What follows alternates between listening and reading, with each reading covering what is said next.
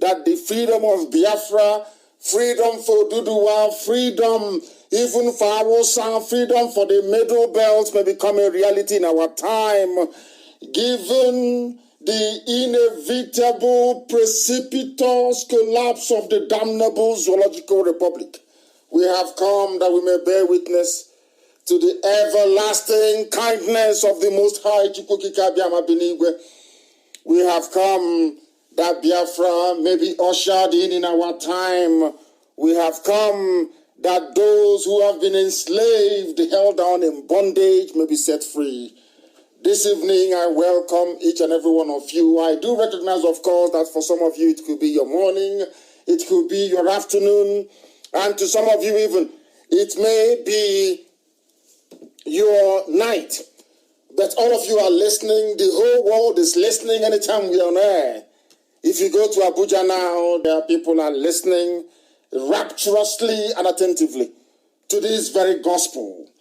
Because here we speak the truth, the whole truth, and nothing but the truth.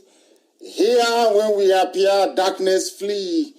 Here, when we speak the truth, it reverberates right around every corner of the zoological republic.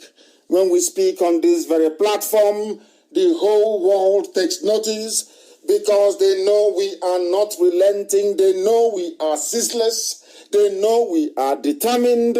And they know that Biafra must come in our time. I welcome you from the bottom of my heart. And as I do so, I will also encourage you to welcome those who are around you, especially those that have speaker systems, those who are making it possible for other people to be able to listen to this very broadcast. And as I am coming on air, of course, because there are some breaking news which I will go into immediately. I finish my introduction. My name is Mazi Nnamdi. I am the leader of the indigenous people of Biafra. And by the very special grace of Elohim, a servant of the wonderful people of Biafra, we are going to go into our program today. Should time permit us, we may go slightly interactive. But for now, let us commit all that we are doing, and all that we intend to do into the hands of the Most High. The same Tamona that our ancestors used to worship, Olisa Benigwe. We must pray. Today I am going to pray in English because I know a lot of people are listening, and we must do the best we can to commit all that we are unto the hand of the Most High Elohim. Let us pray.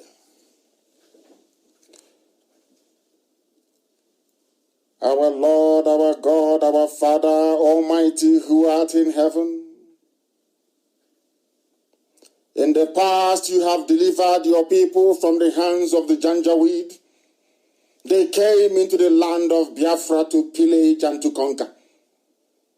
300 years ago, they came with their armies. We had nothing. We had no army then. You were our army.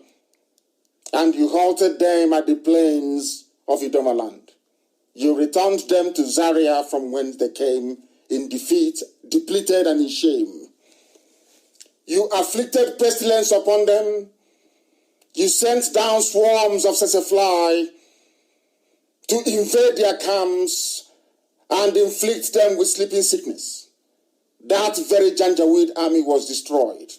But in this day and in this age, this 2020, they have come again. They have taken over 400 of our villages. Our so-called traditional rulers are now giving land to people who do not mean well for us. Our politicians have capitulated. Our public commentators have turned to traitors. But we have thee and only thee. Because you have made Biafra the head of nations insofar as sub-Saharan Africa is concerned. Because you proclaim to us that even a people that we do not know will come to pay us homage. As soon as they hear our voice, they will obey us. They will submit to us. All the criminal elements shall fade away. Even those who are frightened away because of the truth that we preach will emerge from the hideout, because you are Elohim, and you live forever. For blessed be thy holy name. Let this God of our salvation be exalted, because it is you who avenge for us. It is you who are fighting for us. Because as they descend down in the land of Biafra with their army, their police, with their Fulani terrorists, so Heavenly Father, so are you decimating the populations in the Sahel. As they come to kill our fathers and their mothers, today they are burying their own fathers and their own mothers. Because it is only thee that avenge us. All those who come after us shall be subdued. You have delivered us from the hands of our enemies. You have lifted us up right above everything that our enemies could ever muster. You have delivered us from the very violent man. For today, Buhari is dead and buried in a shallow grave in Saudi Arabia. Abakari that came after him is also dead and buried in a shallow grave somewhere that is unknown, because we know that whoever was buried in Abuja was not Abakari, because the person was bleeding profusely from the head. Therefore, we shall give thanks to thee, even among the unbelievers, even among those who bow down before graven image. Because in the land of Biafra, we shall worship thee and only thee. And I proclaim it loud and clear. There will be no worship of idolatry, no graven image in the land of Biafra, because it is your holy land. You blessed it. And we shall sing praise unto your holy name. You will deliver us from the hands of our enemies, and you will show us mercy. Because only the anointed IPOB to lead this very charge of freedom. And unto our children and their children and their children's children, until the end of time, as long as there is a Biafran on this very earth, Heavenly Father, your name shall be exalted, it shall be praised, it shall be honored, now and forevermore, we pray. He said.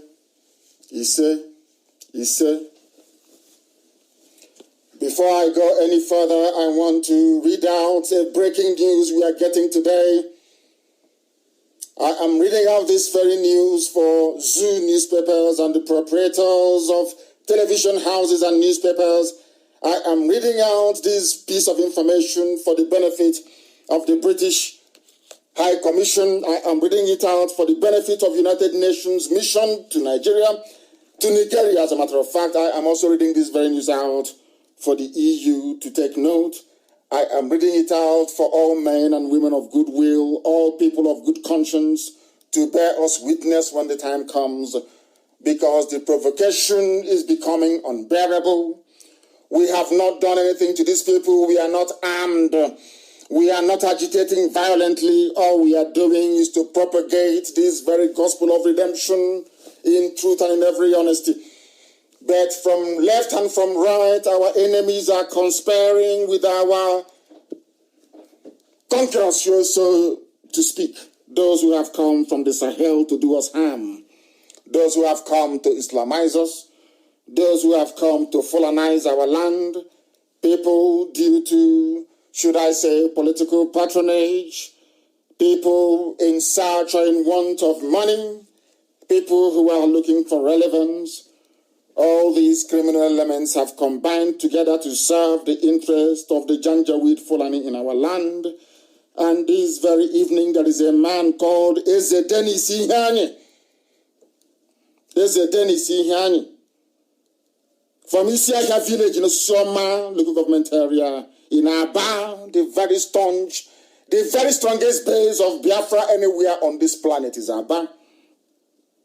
This man connived with the Janjaweed that he's serving. He's a Fulani agent, because we received information this evening that the zoo police, without warning and without provocation, came with their Hilux vans. They came into our land. They came into our meeting ground in Isiahia zone in Aba, in Abia Central Senatorial Zone, and have arrested many IPOB family members, including some women as well, without provocation.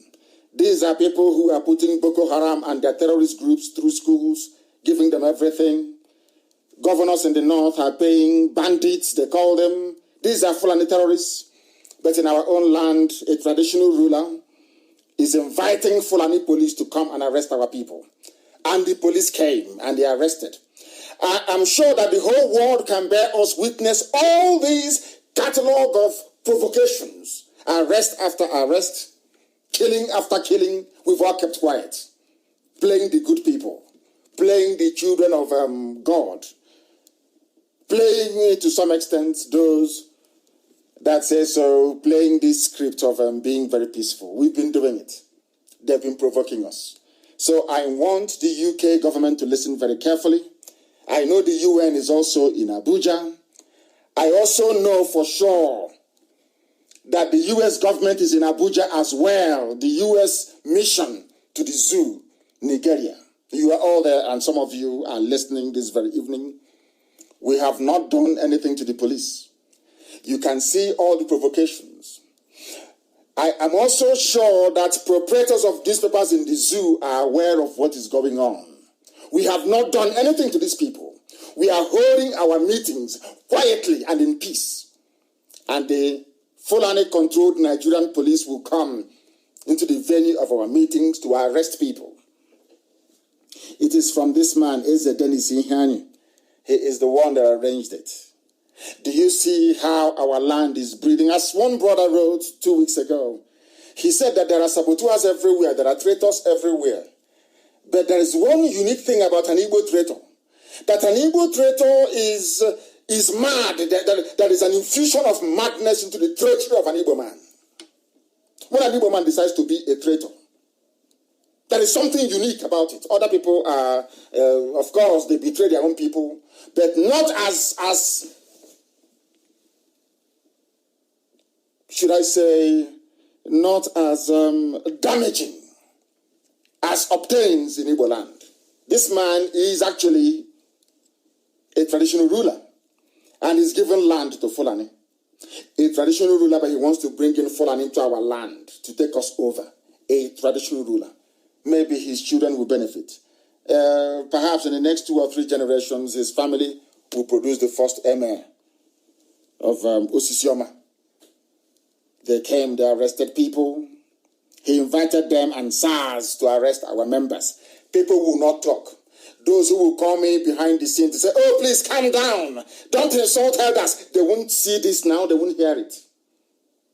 When our own madness starts, they will start looking for who to call. This very man, if you know him, you tell him, and I'm saying it so that the whole world can hear. I'm giving him till 6 p.m. tomorrow for the release of all those people, or else you people will hear his story. The same way you'll be hearing the story of people of the so-called cult in Oba. So shall you hear the story of this man, Dennis Ihani, because enough is enough. This nonsense is too much. We will now begin to set example with these people. That thing that will happen in the year 2025, I want it to happen in 2020. That thing that will happen, let it happen. Let all the idiots who will come to phone me to tell me, oh, please take it easy. They are elders, all this rubbish. Tell this fool, this is a Dennis Ihani, that I am going to set an example with him, and I will damn the consequences. I will damn the consequences, and I will deal with this idiot. I will deal with him. That he may know that all of you stupid idiots giving land to the Janjaweed may learn. SARS in Aba, you are now running all over the arresting. Now that you're provoking us, all the newspapers in the zoo, Nigeria, they're all quiet. Nobody's saying anything. Provocation after provocation. Fulani, they come into our land, they go to our forest, they rape our mothers, they abduct our daughters, they build their settlement. Nobody's talking. Everybody's silent. You've all gone deaf and dumb. The day I give the order and we rise up, you start complaining, you start grumbling, you start complaining. But now you're doing all these things, nobody wants to take note. Go and tell this Eze Dennis Ihani, anywhere he is seen, he's in very big trouble. Let him surround his place with all the Fulani Janjaweed in the whole world. And I'm warning every traditional ruler in Biafra land, I don't give a damn who you are. Once you invite Fulani into your community from today onwards, you are a gunner. From today. All of you selling land to Fulani, when I mean Biafra land, I mean all the way from Ewanke to Bakassi. From Ogoja, all the way to Opobo. We are not leaving any stone unturned. I am warning you tonight, any village we find a Fulani settlement, the traditional ruler of that village, the PG of that village will be in very serious trouble. This nonsense is, I think, because we allowed every idiot is now looking for money, looking for a way to survive, and you think by selling your people to the Fulani is how best to do it. This very idiot is Dennis Ihani. You are a dead man walking. I'm saying it to the whole world, so everybody, I don't care what idiots say. I don't care what you make of it. When they come into our land and they rape our mothers and cut our daughters into pieces, you say nothing. It is our responsibility to defend our own people. And we know all their games. This idiot is going to be in very serious trouble. That I can assure you. When it happens, you know I told you so. All of you, from today, we are going to catalog all those 400 villages where there are Fulani settlements, all their traditional rulers and their president general. You are all in trouble, all of you. Ndoshi, criminals. You want to sell our land to Fulani, so Fulani will come and take over our ancestral land, the land of the ancients. The land of the ancients. Ndibo, you want them to come to our land and take it over. And when we are holding our meeting, you call SARS to come and arrest us. A traditional ruler in our land. In our own land. I think this nonsense is too much. It is too much. And he's in very serious mess. I give him till 6 p.m. tomorrow for the release of everybody arrested. Everybody they arrested. Everybody. And I need the name of the SARS commander in our band. Get me the idiot's name. Get me the name of the idiot. The SARS commander in our band. I want his name. So when I'm dealing with him, people will know it's Nnamdi that gave the order. Give me the name of the SARS idiot in our back that led those people, those idiots, to go and arrest our men and women in our back today. So I can show him what we're made up of. Is it because we keep him quiet? Every idiot will come and arrest and go free. I need the name of that very SARS, the SARS commander in our bar. I need his name. I need the idiot's name. I want the zoo to record what I'm saying, as they always do. Send it to America, send it to Capitol Hill, send it to London, send it to Berlin, send it to all those we send it to. Any idiot that comes into our land to kill our people, that idiot will die. For your information.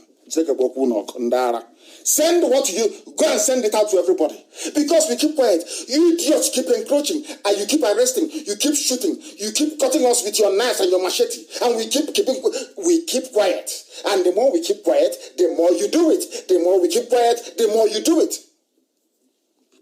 6 p.m. tomorrow, if you know this idiot that calls himself a traditional ruler. 6 p.m. tomorrow. If our people are not out, then he will be in a very serious mess. We must continue. We are live and we are direct, of course, and the whole world is listening to us because they know here we preach the truth. Everything we say comes to pass. Anything I tell you is gospel. If I tell you Buhari is dead and buried, he is dead and buried in Saudi Arabia. You can dance around with your stupidity all you like. You can mess yourselves up all you like. The truth is constant. It doesn't change. Eventually, everything will be revealed. Now, are some of you not beginning to wake up? Are you not waking up now to the realization that there is no way you can have a head of state in power in Asorok and all the nonsense that has been happening will keep happening? It is impossible. That is something that you must know. That is something that you must know. These are the things you ought to know, and here we are making it abundantly clear that everything we say is the truth, the whole truth, and nothing but the truth. There is no way anybody, any human being, any soul can contradict any assertion we make on this very platform. Impossible. Impossible. There is a meeting holding in Trinidad and Tobago. I did promise a gin to Chukwu Carlo that I will give him a call, but it hasn't been possible. There is a meeting of IPOB in Trinidad and Tobago today. The Fulefus thought they can take any part of this world from us. The idiots thought they can take Trinidad and Tobago. But today our family is there. Today IPOB, the authenticate is there in Trinidad. And we're having our meeting this very evening in Trinidad and Tobago. All of you Biafrans there, tell your relatives who are in Trinidad and Tobago to look for our brother Jindu Chukukalo, because we are having a meeting there this very day. The zoo is a country of liars, deceivers, cowards, and betrayers. And it is now coming to the fore. This is a place where Boko Haram will go and blow up people, terrorists, Fulani. They will go and blow up people in churches. They go to marketplaces, they blow up people, they go to IDP camps, they kill people, they rape, they abduct. Leah Shuaibu is still missing. And so are many other girls as well. What do? The only country in the world where they pamper terrorists. They not only pamper them, they integrate them into the army and into the police to continue that reign of terror. But only this time officially with zoo army uniform and zoo police uniform. Are you following? And no emir in the north, no governor in the north. In fact, they even pay these terrorists on a monthly basis. None of them would dare go to the police because they know the consequences. But in our land, because we are very peaceful, respect elders and all that rubbish. You can see the consequences. These are the idiots you want us to respect. This particular Eze, you want us to respect, yes? His name is Eze Dennis Ihanye. These are the idiots, the fools you want us to respect. Because some of you don't reason very well. Your brains are not correct. It is this type of nonsense that brought 400 Fulani Janjaweed settlements in our land. Yet you don't learn. Repentant Boko Haram inducted into the army. That is why it's trending everywhere. To get when people say Buhari, I feel sorry for them. The mask wearer with 2 ears, or whoever is going to. Now the zoo is run by a mask, a Buhari hyper reality latex rubber mask. Anybody wearing it at any time is the president of Nigeria. If you give it to a little girl to wear, that little girl becomes the commander-in-chief in Nigeria. These are people that claim they went to school. All those morons in the zoo that claim they went to school. All of them. All of them. All of them. They don't know nothing. You are in a country, you claim you are fighting insurgency, you are fighting terrorism. One day you come out and you say to us, 602 repentant Boko Haram terrorists formally joined the Nigerian military. There are some things that it is. I don't know. I have preached this thing so much about the stupidity of black people, but I think those of you in Nigeria, you Nigerians, you are taking it a little bit a notch higher up, I should say. There is something about the way Nigerians do something that is very, very troubling. Terrorists, they kill people, they murder, they rape, they pillage. You're granting them amnesty, putting them through school, and not just discharging them, but putting them in the army, giving them guns, bullets, grenade, and everything. So that thing they were doing before illegally, you are now trying to legalize it for them. Are you following? This is happening in a country you claim has a living president, or even living. I don't know what they've done with Osibanjo. Only heaven knows. And every day people get up in the morning and they pretend as if everything is normal. The same way we are pretending in Biafra land when a traditional ruler will go and call Fulani police for his own people. Give land to Fulani in our own hometowns, I'm telling you. Everybody keeps quiet. Every idiot, they keep quiet. As if nothing is happening.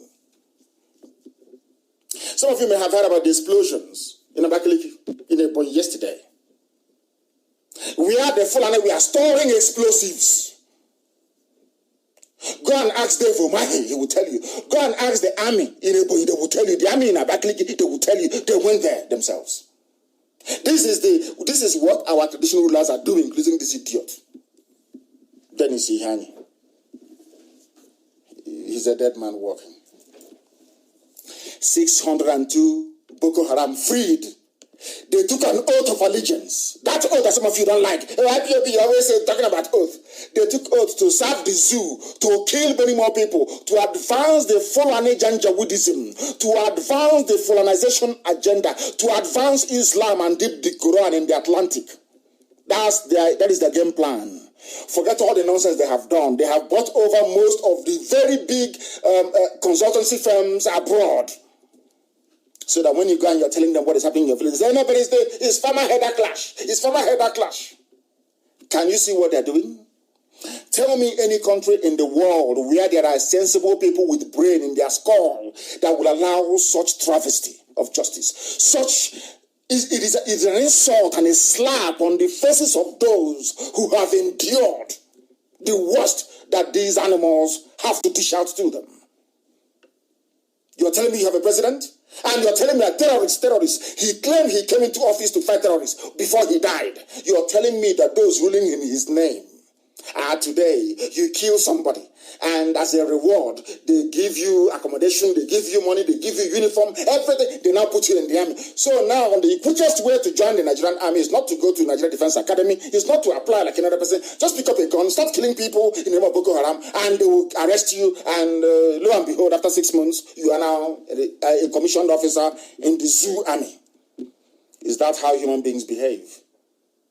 Do you see why I worry for black people? And I will ask you again, is that how normal human beings behave?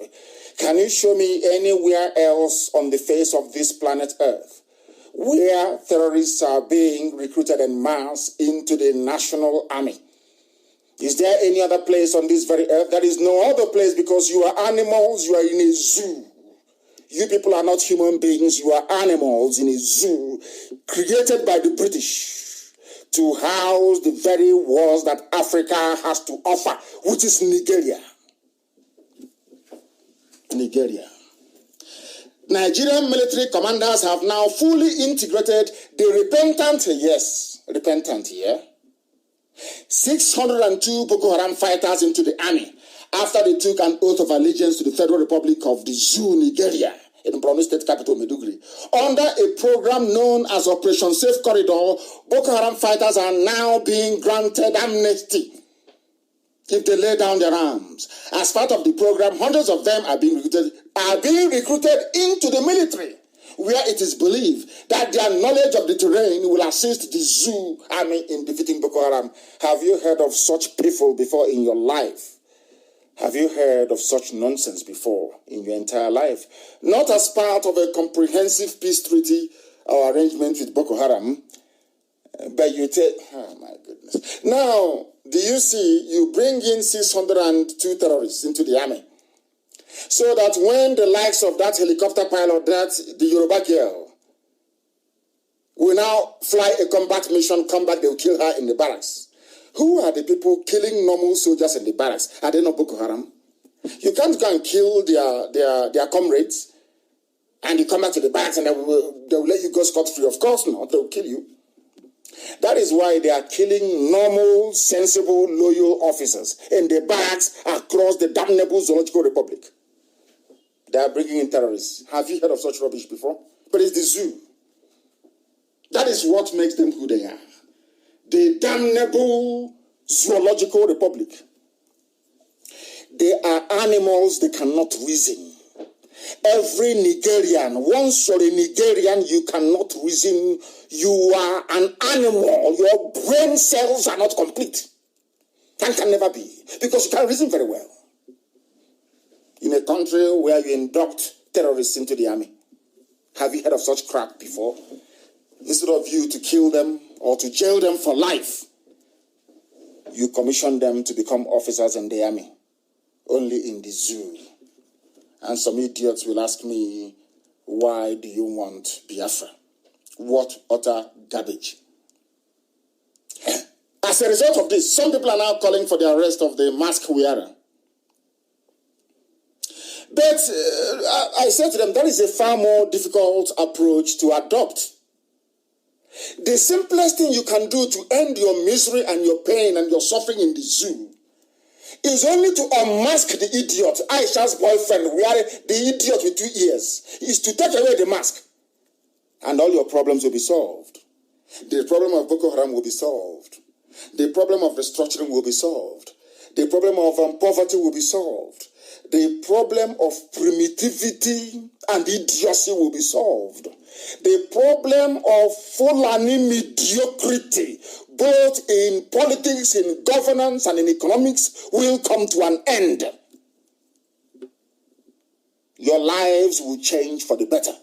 Why are you bothering asking the mask wearer they call Buhari to resign, when there is a simple, safe, quick way to end this misery for everybody? We have zoo people who have an opinion. They complain all the time. All they do is to complain. They do nothing. They come to social media and they rant their hearts out. They do nothing. After ranting, they do nothing. They appear on television, they talk the talk, and they cannot walk the walk. They do nothing. People are still dying, people are still suffering, people are still living in poverty, people are still being beheaded every blessed day. Our villages have been taken over by the Janjaweed. The traitors are everywhere. All we do is people just complain. After complaining, they do nothing. Ordinary Mali. Ordinary Mali. If I'm not mistaken, people were protesting on the streets. Do you know why? Because they said their president cannot tackle the insecurity. They came out to protest. But you zoo animals, you cannot protest. When you call for a revolution, you see people who should know better asking for the arrest of those who are calling for a revolution. I don't know the type of schools they go to. I don't know the type of orientation they may have had, either at home or during their formative years. I have no idea. But there is something wrong. Believe you me, the black man is backwards, both intellectually and mentally. As a group, not as an individual, because you may find some individual brilliance here and there. As a group, as a collective, we are absolutely hopeless, and the whole world knows that. That is why we are the lowest of the low. But even at that, when you come into a cesspit of corruption and ineptitude like sub-Saharan Africa, the way an average animal behaves in the zoo is deplorable. By animal, I mean a Nigerian. Somebody who comes from a Niger area is a Nigerian. You have somebody wearing a mask. All of you knows that there is nobody with a hole in his neck. The whole world over, there is no president alive with a hole in his neck. They see that the hole is as a result of the mask that Jubril was wearing in Cuba. They know that Jubril is no more. They know that this president cannot come out to address anybody. He cannot give any live press interviews. He cannot speak Fulfude, which is a Fulani language, native language that the dead Buhari was speaking. You know all these things. Don't pretend you don't know. You know them. You complain, and then you do nothing. Typical Zoo people. Typical. That was how only Abacha held the whole people to ransom. Who put an end to Abacha? He was a Biafran, an Igbo man. Alex Ekwueme, he formed the G36. He fought Abacha to a standstill. True or false? The Abakobas of this world. True or false? Tinubu was on exile. Is that true or false? Am I lying? You people now have.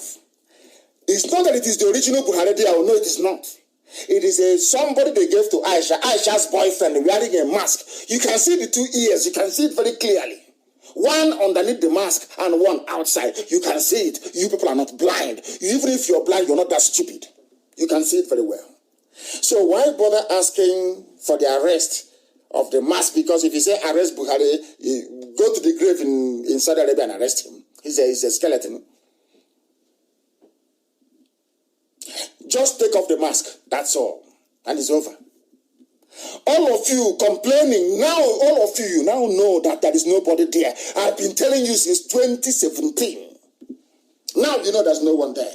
Take away the mask and all your problems in the zoo are over. All you do is have opinion, you complain, you write.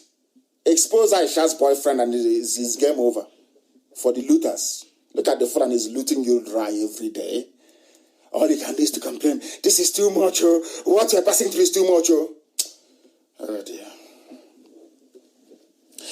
Any day you people collectively remove that mask, all the Fulani terrorist killings will stop. Miyetti Allah killings and kidnapping of children and the slaughter of Christians in southern Kaduna will stop. This nonsense about recruiting Boko Haram into the army will stop. Corruption will stop. You will have your restructuring. The revolution that some people have been calling for and ending up in jail as a result of will become a reality. Because the world can now see the zoo. Stop complaining, we are suffering, let's do something. When you know there is no president, that was how God made it. It is the easiest way for you to be free. Expose the fact that there is nobody inside that rock. That is the truth before God and man. They know it. They know this very well. Now that Abakari is there, don't you know? Have you now come to believe that he was a de facto president? They wrote it. He was a de facto president. What is wrong with all of you in the zoo? What is wrong with it? Is it because it's coming from IPOB, from me, Nnamdi Kanu? Is that why there is this, hesitance, so to speak, in terms of coming out and exposing the mask wearer? He cannot speak. Jonathan went to see him. Jonathan spoke before he went in. Jonathan came out alone and spoke. Is that how people do visit courtesy call?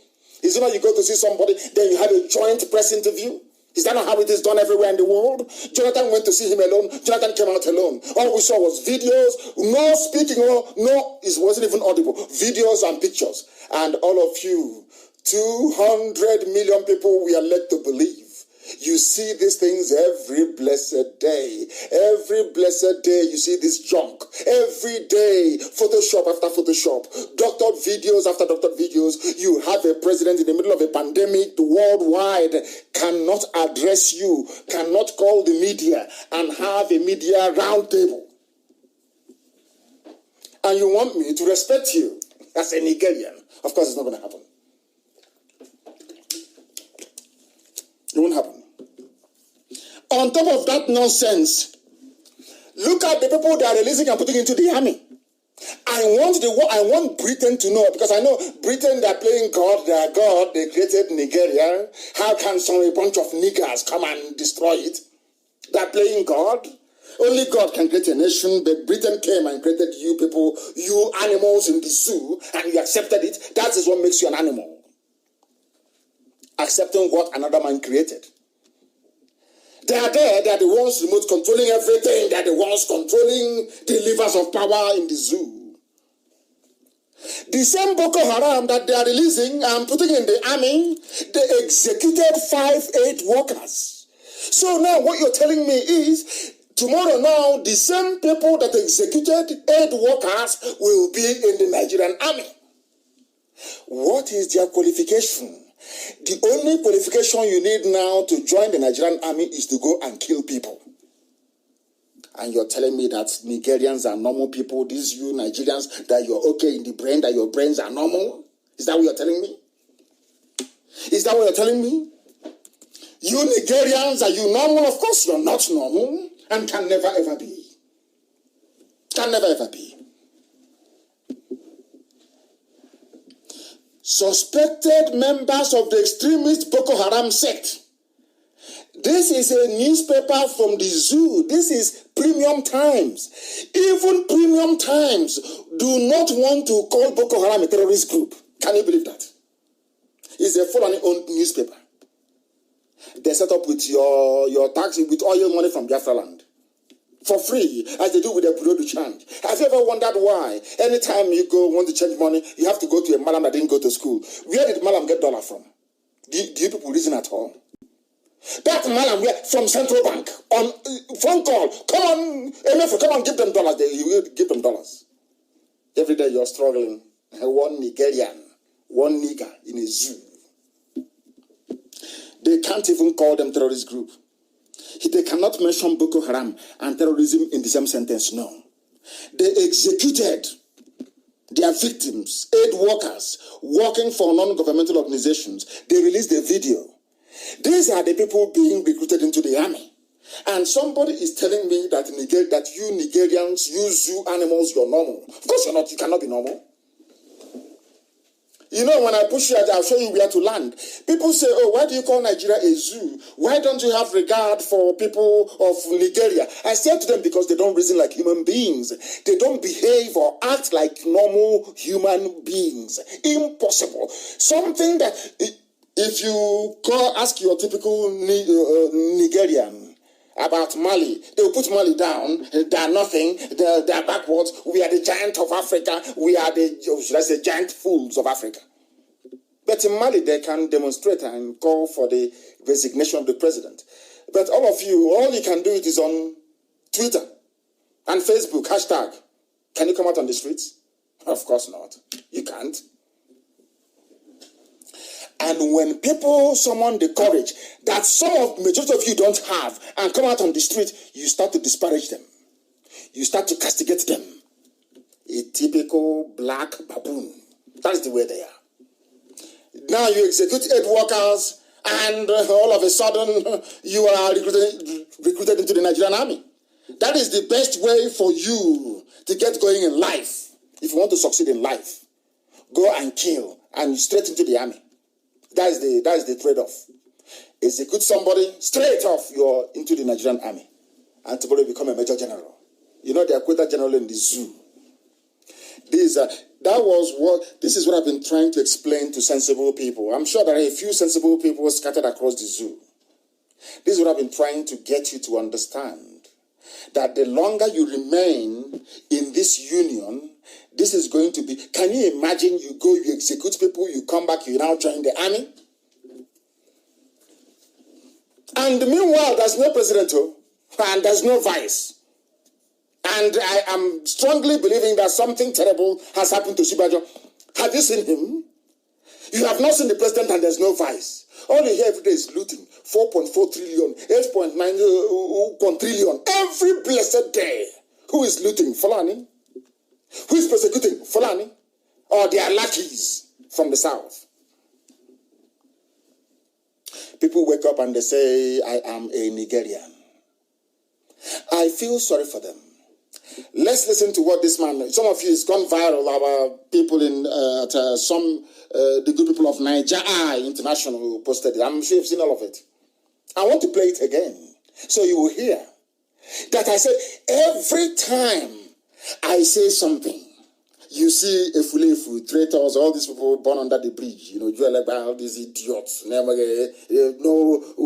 their father has no fixed address, giving birth after the war, fathered by the Janjaweed, before, during, and after the war. Hear this man. These are the PD pigs, I call them, the heavyweights, the so-called intellectuals. They're lightweight. Now they're waking up. I posted one other boy who is a Buharist on my page. Go and hear them. Everybody is now waking up. The man in there is not Buhari, not the man we voted for. But when I told you in 2017, they came to kill me, you were hailing Buratai for coming to Isiama Faruku to assassinate me with a battalion of soldiers. Do you see how a black man reasons? The problem I keep saying all over the world is that I don't believe in racism. I've said it before. I don't believe in racism because black people are getting the treatment of the world that we deserve. We don't reason like normal human beings. No, we don't. Individually we may, but as a group, as a collective, no, we don't. I told you that I don't lie. Why should I? I told you in 2017, July, if I'm not mistaken, that thing there is not Buhari.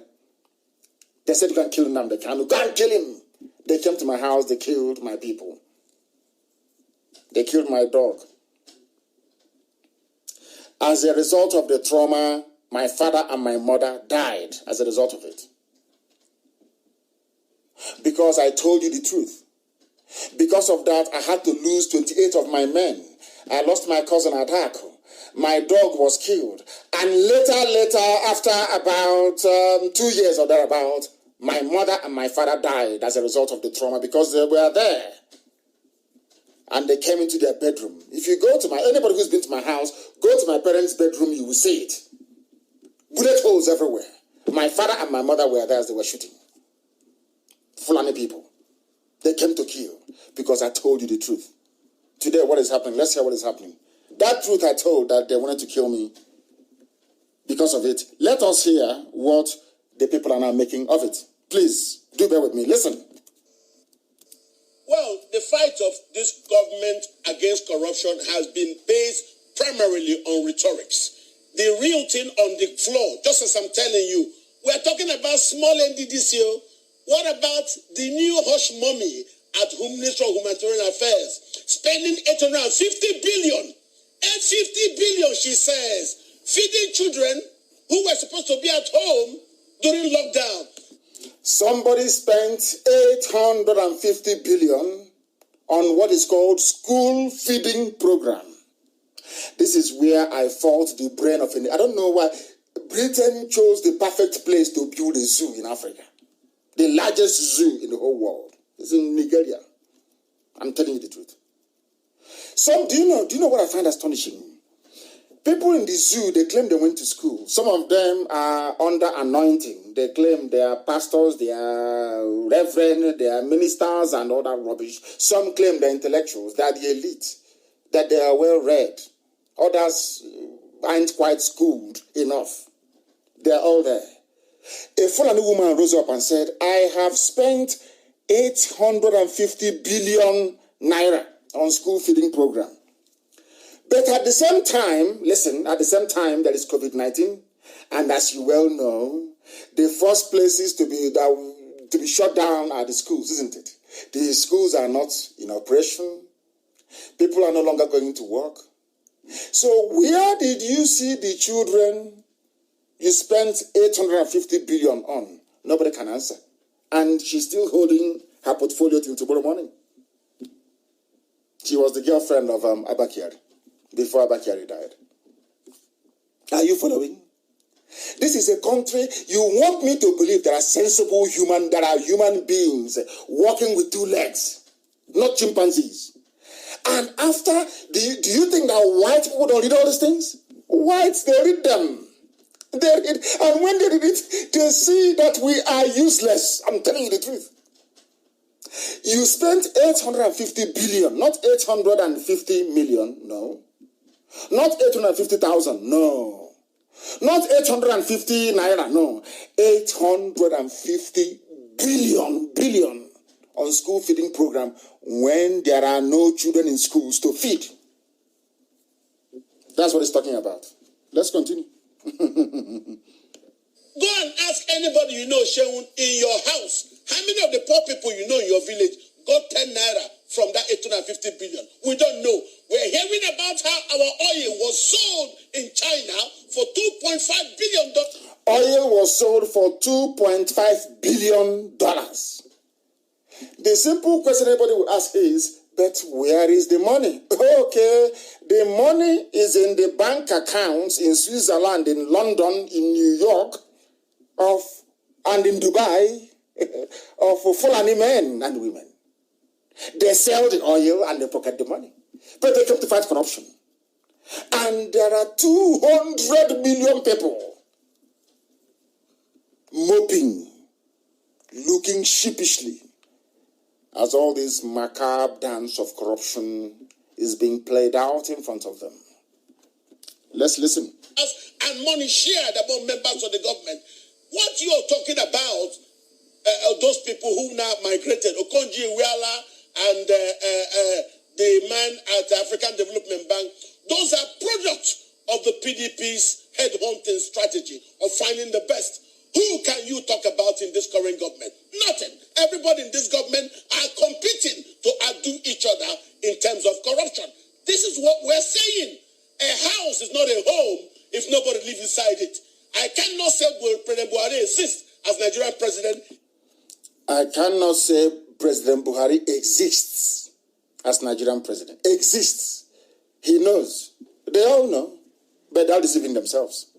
If he's not seen to be acting to actually steer properly the ship of state. That's why the PDP say, resign instead of people stealing and balkanizing our Commonwealth in your name. Don't just exist there as a referee inside the field and there is no whistle in your hand. That way, it's just a mess in a football team. Please, President Buhari, leave, walk away, and let us take purpose to sort our country well. Yeah, we have to. Are you listening? He's asking Aisha's boyfriend to resign to walk away. They know there's nobody there. Are you telling me that the old dictator, the evil Buhari, will be alive and you ask him to leave office? Is he going to listen to you? Is he going to listen to you? Of course not. But these people are deceiving themselves. They are deceiving themselves and they know it. Everybody is fooling everybody, all of them, and they know it. They know there is nobody inside Asorok. They know it very clearly and very well. They know it. They know there is nobody there. But instead of them to come out and face the reality and say there is nobody in Asorok, what do? They say, please resign. Please resign. Resign and go to where? Resign to where, I ask you. Resign and go to where? Then I will get to Malami later. But I want you to please, there is something else I want you to hear. Very, very critical and very, very important for you to understand the mess that the people are in. They know the truth. They keep dancing around it. They keep skirting around it. People keep pretending they don't know the truth, but they know it.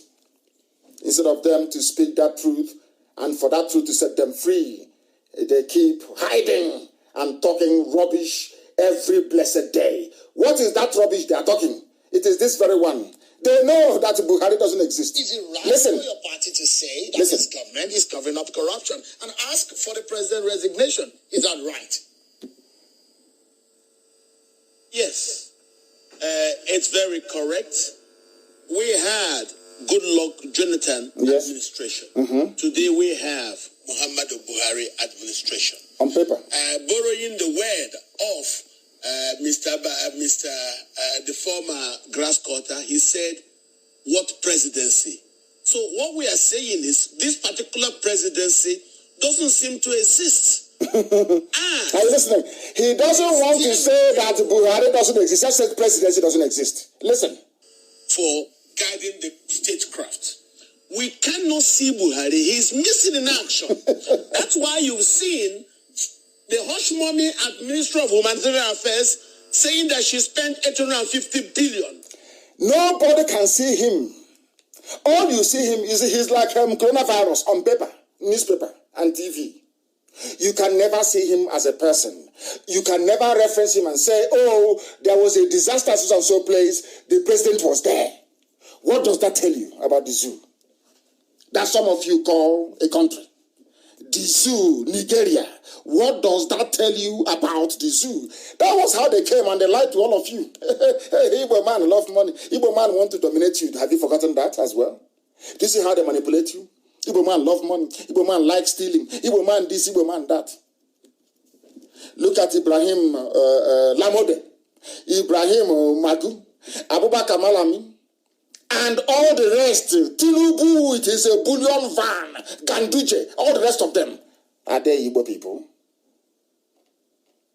Did Fulani not convince some of you that listening to me, some of you who are listening to me right now, that Igbo man loves money so much? If you see an Igbo man lying down and you jiggle a bit of coins in his ears, if he doesn't wake up, you know he's truly dead. A propaganda that they developed, embellished, and planted in your warped minds for years. Today, who is looting the treasury dry?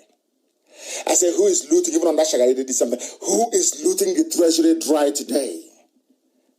They are looters, but they don't love money.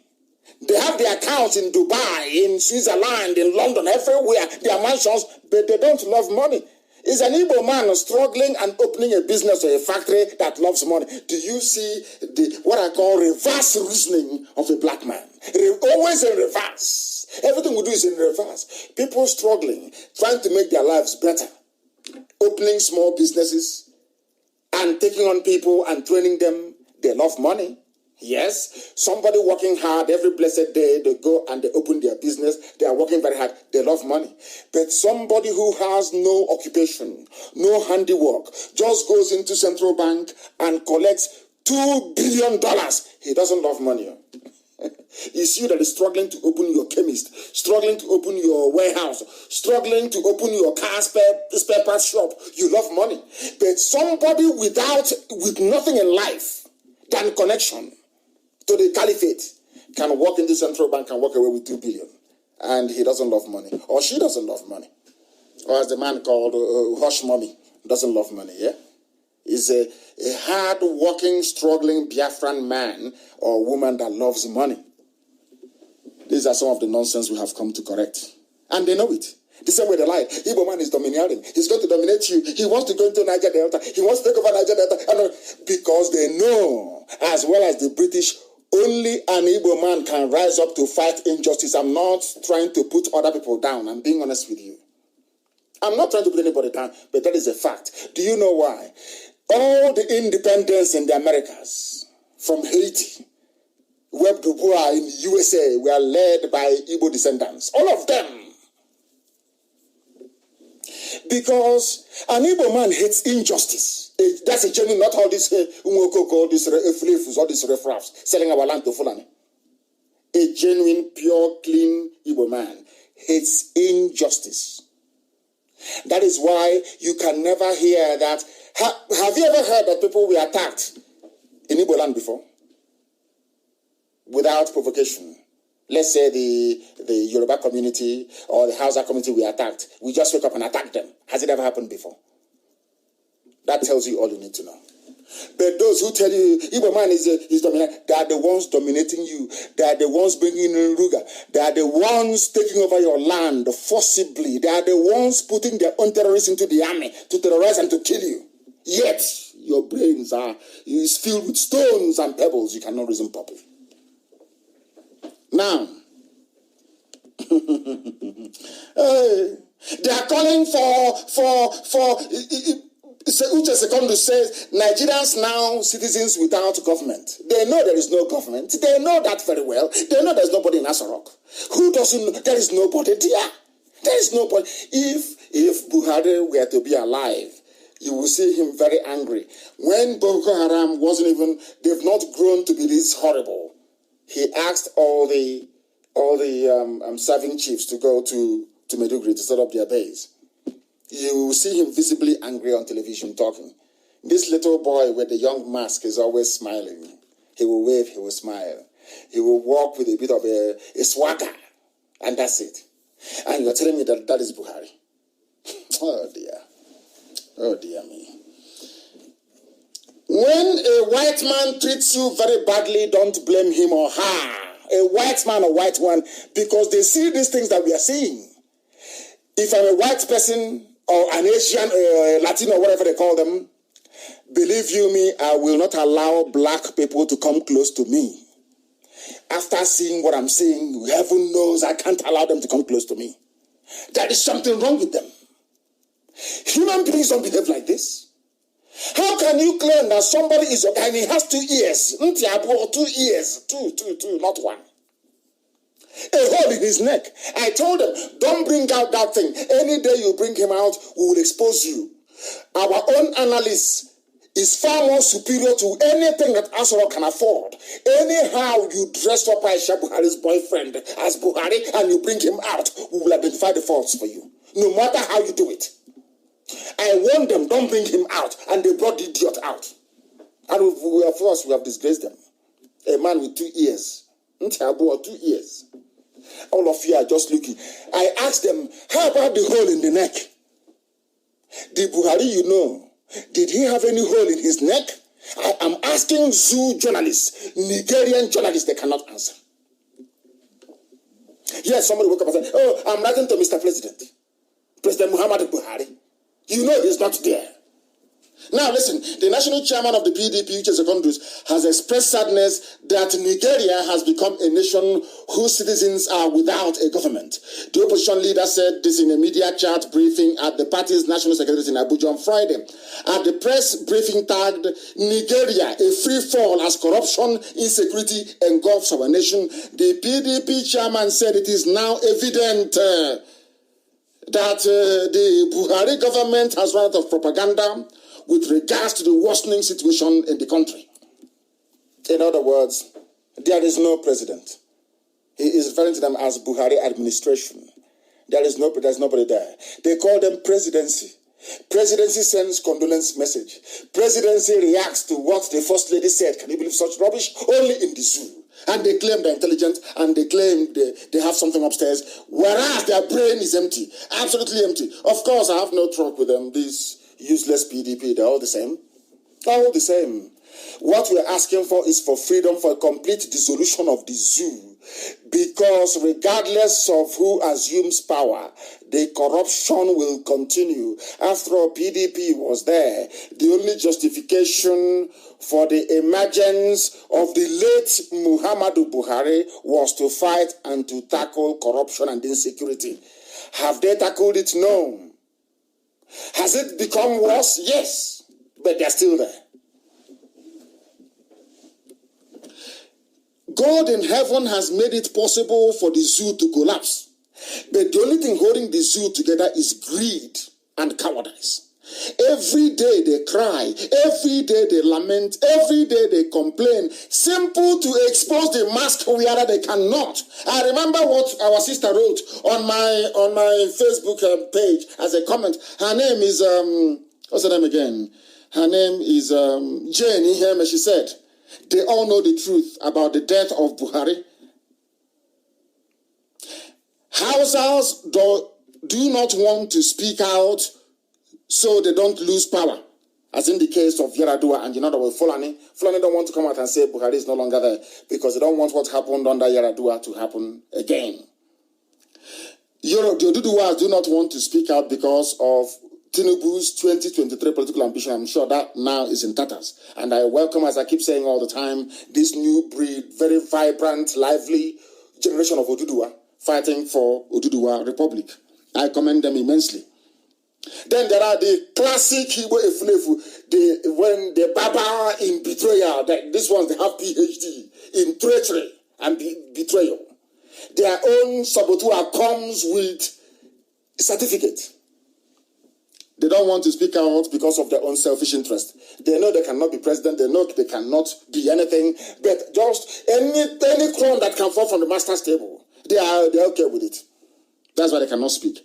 IPOB remains the only consistent movement, speaking the truth always, because we know that only this very truth can set all of us free. Let us look at the mask worn by Aisha Buhari's lover. It's also on my page in his trip to Mali. Look at it again and tell me there isn't something wrong with black African people. Animals are better than African people. I'll keep saying it loud and clear. If you cannot hear me now. I know that whites are listening. Everyone's listening. The problem with Africans is that animals are better in terms of reasoning capacity than black people. We are an unreasonable, undiscerning, and naive to a fault. I am directing aspects of our broadcast this evening to the downtrodden Hausa and other indigenous populations of the North. The so-called political class, or those of you left with a conscience, now is the time to rise up. Abacha was defeated because of the likes of Ekweme and Olisaba Koba. Nadeko stood up and said no to Abacha, and Abacha fell. The same perilous situation that led people to rise up then is with us now. And we must do something about it. To remove this murderously incompetent and roundly primitive Fulani presidency. By dividing the zoo. By letting people go their separate ways. The situation is now worse than it was under Abacha. Abacha wasn't this way. It's now worse now than it was under Abacha. Under Abacha, there was no mass murder and enabling of terrorists. No.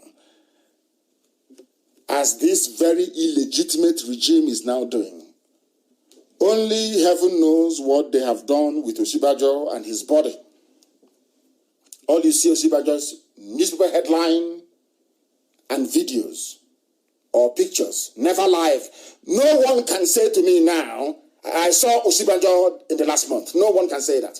Only on the basis of newspapers, like coronavirus. For how long will you remain slaves? I ask the Hausa people. All of you who are being killed in southern Kaduna, for how long are you going to remain slaves? All of you that your land has been taken over in the Middle Belt, in Benue, in Plateau, for how long are you going to remain slaves? Is it forever? Because it's forever and ever. You know them. Look at what they did to Hausa people. All of you selling land and giving our forest to the Fulani in Biafra land. Do you want your children to remain slaves forever? Some of you don't know history. I will seriously recommend you go back and study history very well. Only heaven knows what is going to become of us. For how long are we going to allow ourselves to be killed and subjugated? For how long, I ask Hausa people? For how long, those of you in southern Kaduna, for how long will this continue? Those of you in Jos, in Plateau, those in TV, across Middle Belt, for how long are you going to tolerate this level of slaughter and servitude? For how long? Don't you think it's time to rise up? How many are the Fulanis anyway? How many are they, I ask you? Are you telling me that Biafra will rise up, Oduduwa will rise up, Middle Belt will rise up, and then Fulani will say no? No. All it takes is for all of us to rise up. That's all. And it's over. This charade, this game is over. It is in the palm of our hands. We have the power to do something only if we have the courage to pursue our convictions. That is what I'm asking you to do this very evening. And funny enough that the Borno people rejected Boko Haram being reintegrated into the army. Borno people said no.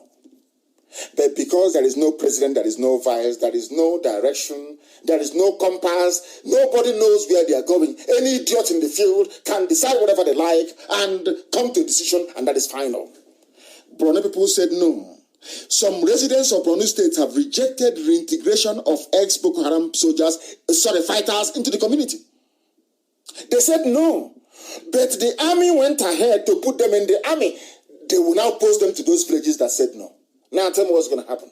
That is why accidental discharge. You see the army killing people. It's not army, it's Boko Haram fighters within the army killing people.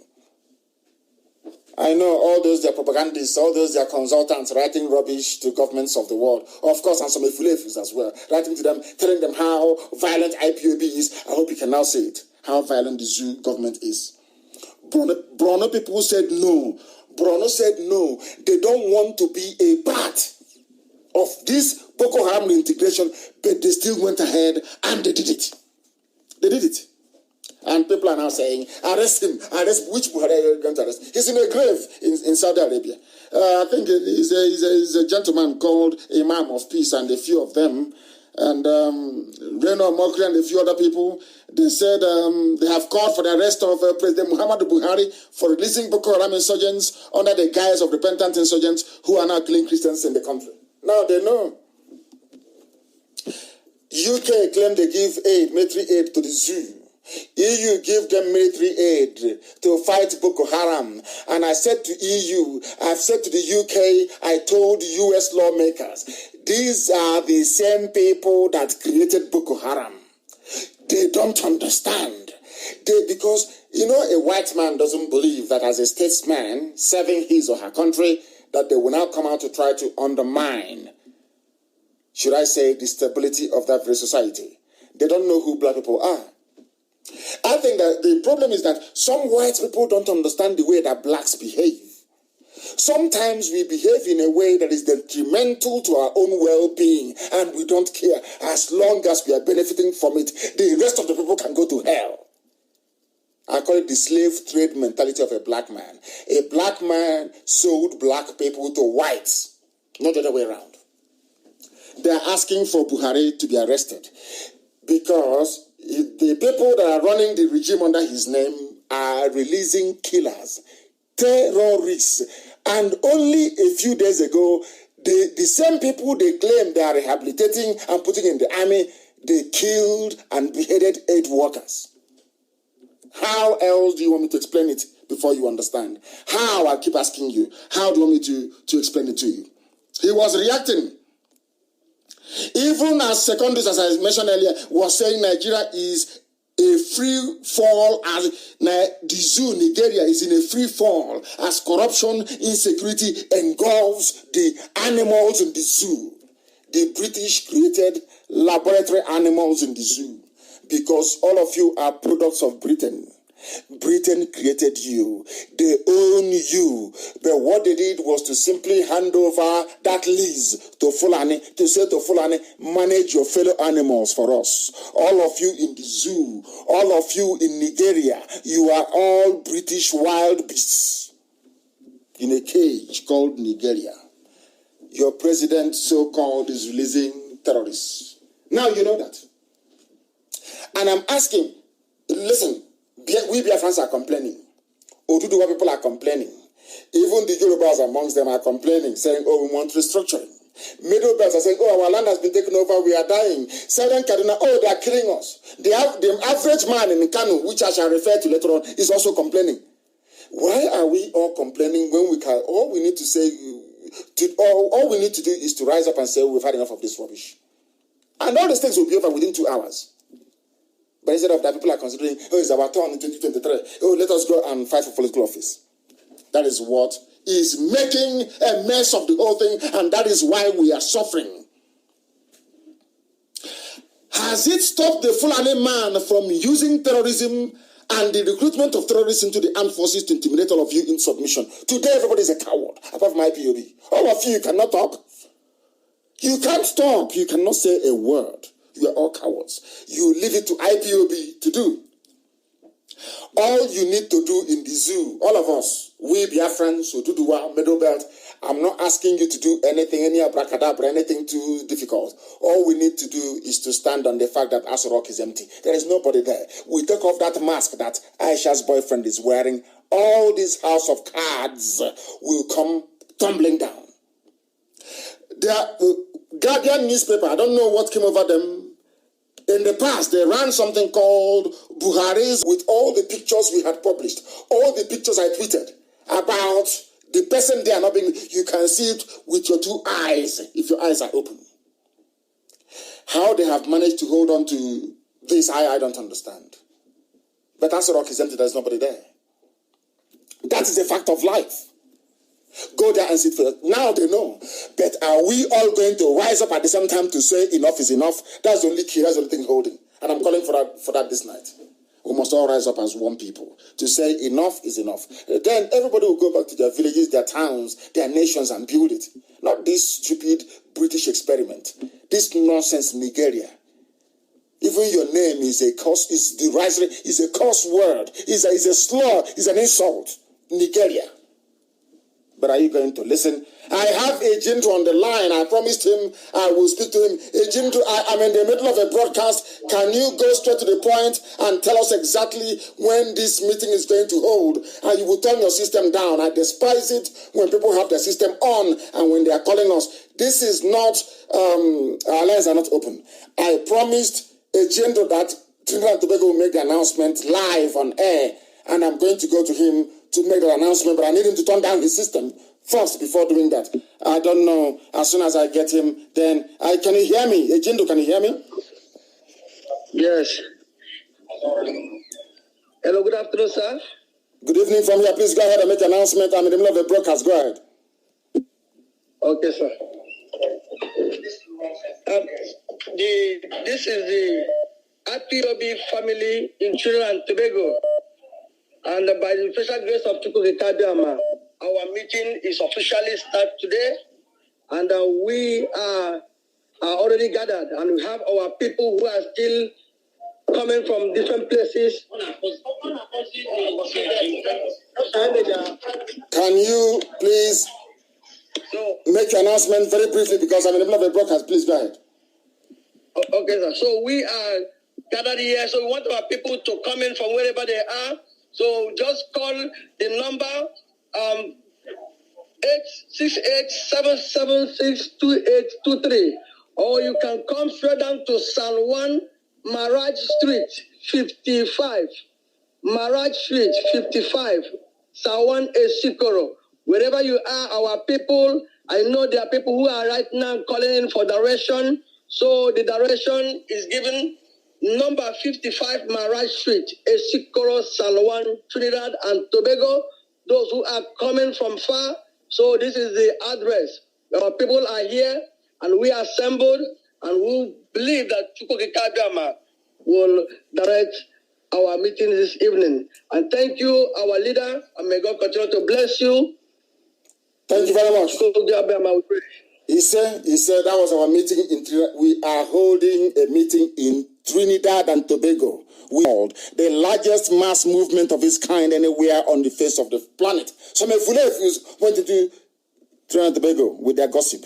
They didn't succeed. Of course, they cannot, because truth is constant. We must continue.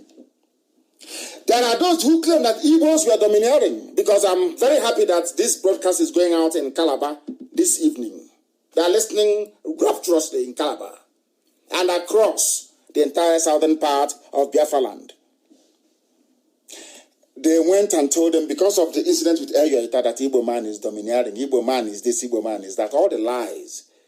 Britain helps them to package it, because Britain realized that the only way people trapped in their cage can escape it is through the guidance of an Igbo man. I'm not making mouth, I'm just telling you the truth.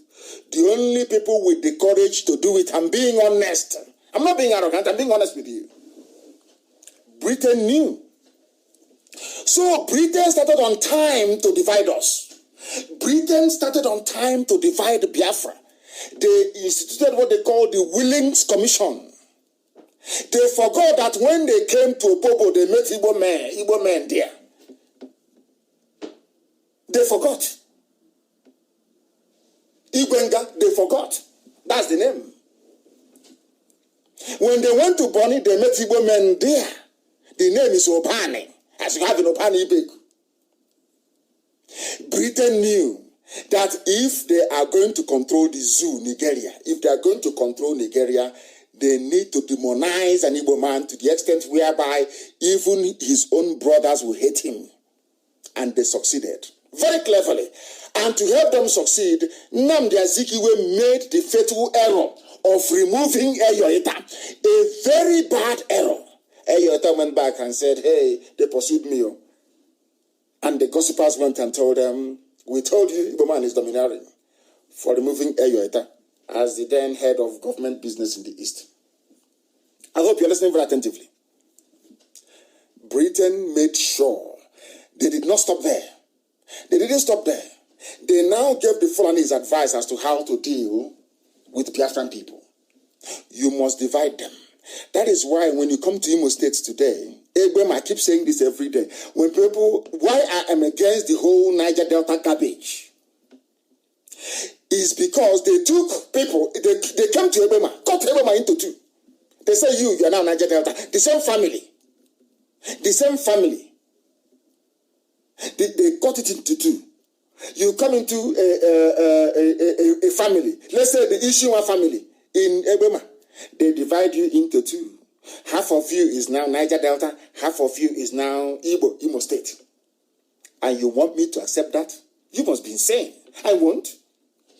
That is to tell you, Britain knew what they were doing. It's called balkanization.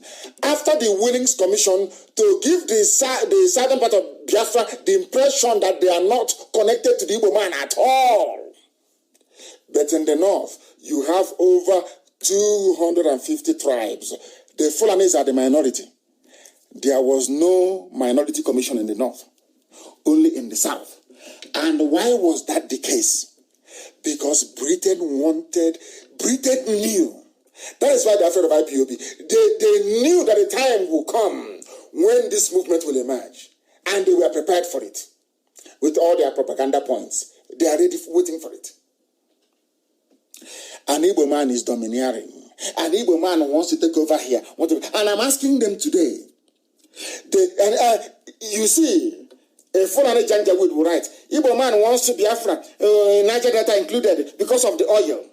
And now, let us look at who controls the oil in the southern part of Biafra today, including the oil in Anambra, the oil in Imo, the oil in Abia. They never talk about it. They will never tell you, because their aim is to plant hatred in the minds of people. The same way they tried but failed to plant hatred for IPOB in the minds of Biafrans. They failed because we are live on air almost every day. If I'm not here, my deputy will be here. If Uche is not here, George Onyebe will be here. If George Ike Peters is here, if Ike Peters is not here, then Alozie is there. If Alozie is not there, there are those who are talking on Facebook every blessed day. That was why we wanted to contain the hatred they wanted to spread. Try to contain what Kanu is doing. He's going to stop you from being the president and all that garbage. We know their game. We know their tricks. They claim you both are domineering. But to see how they own you. They don't dominate. They own you. Ruga. Miyet Yala. Settlement by force now everywhere in your land. Now who is fooling who? Who is domineering who? I'm asking them. I think people now from the so-called Niger Delta, you are begging for oil. Begging for position, but the same people you are begging to allow you in, we are the same people that told you, an Igbo man, your own flesh and blood, the same DNA is your problem, and you agreed. That is why you are suffering.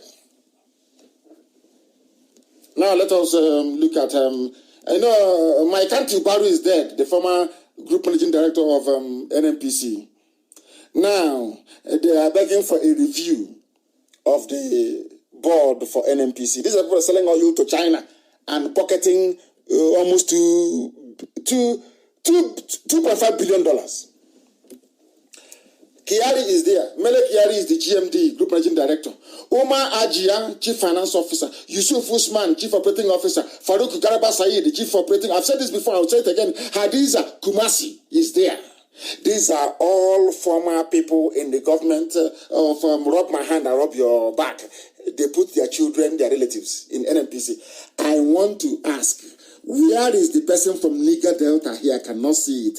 But if people so-called Niger Delta, when they tell you, man, is your problem, that's in the past, please, not now anymore. You agree? But look at NNPC. They told you, Igbo man wants you for your oil.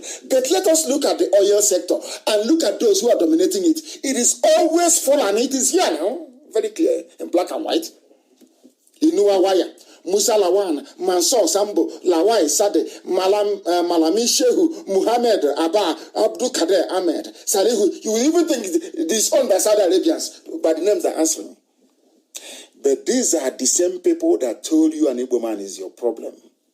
Do you see how they roll? Do you see how foolish all of you are? Niger Delta, do you see the level of foolishness you have? The white man came. But during slavery, when you were selling Igbo man wasn't dominating you. No, of course not. But all of a sudden, the white man came, encountered the Kumeku, fought their way all the way to Lokoja. Every inch they had to fight. They knew that the key to freedom lay with the Igbo man. They proceeded to plant hate in the minds of people. Look at where you are today. And I'm very sorry to say that I am an Igbo man, and I'm leading the movement that is trying to free all of you from your self-imposed bondage due to ignorance, due to your ignorance. Look at them, oil sector. They are the ones in oil sector. They are the ones dominating it. They are the ones making your life a misery. They are the ones making sure that where you go to toilet, where you defecate is where you fetch drinking water. It's not domination, yes? Stupidity. Stupidity is a disease, I'm telling you. Only 3 top positions were allotted to the entire Southern Zoo. No longer federal character. During Jordan, they were complaining, you are doing this to us, but no longer federal character. You see how Fulani, a minority. Fulani is a very tiny minority. Apart from the court of the emir and the governor, they don't exist.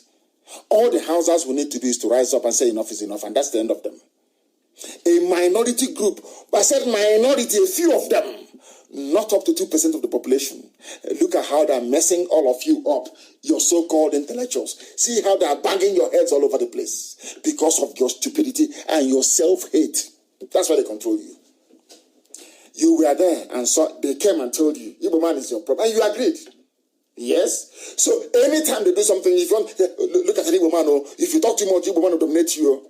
And that is why you are in the mess you're in today. In the mess you're in today, all of you. Nepotism of the highest order. Look at Abakari family is there. Look at Kumasi, the former IG of police. All of them, they are there. Mustafa, Yakubu, all of them, they are there. The same families. Every time, after them, their children, they come out and they tell you, oh, one Nigeria, and you agree because you're foolish. Because you're foolish, because you cannot reason very well. They are saying one Nigeria because they want their children to continue to control NNPC. They are driving baby Bentleys. They have mansions in Dubai, all over Europe. You want to look, man, go and see his mansion in Austria, for goodness sake. These people are loaded not out of hard work, but by stealing from the national treasury. And if you thought one Nigeria, one Nigeria, and all of you agree, you buy into that garbage, and you are in the mess you are in today. And you want somebody to feel sorry for you? You must be dreaming. You must be dreaming, I tell you. You must be dreaming. With this very nonsense in place by the Fulani, somebody call it the Fulani obducracy, whatever nonsense is called. The same way they said, Igbo man has no land. You remember that same propaganda? Hey, you have no land, though. Don't try to secede, though. You have no land. But you have settlement in 400 of my villages.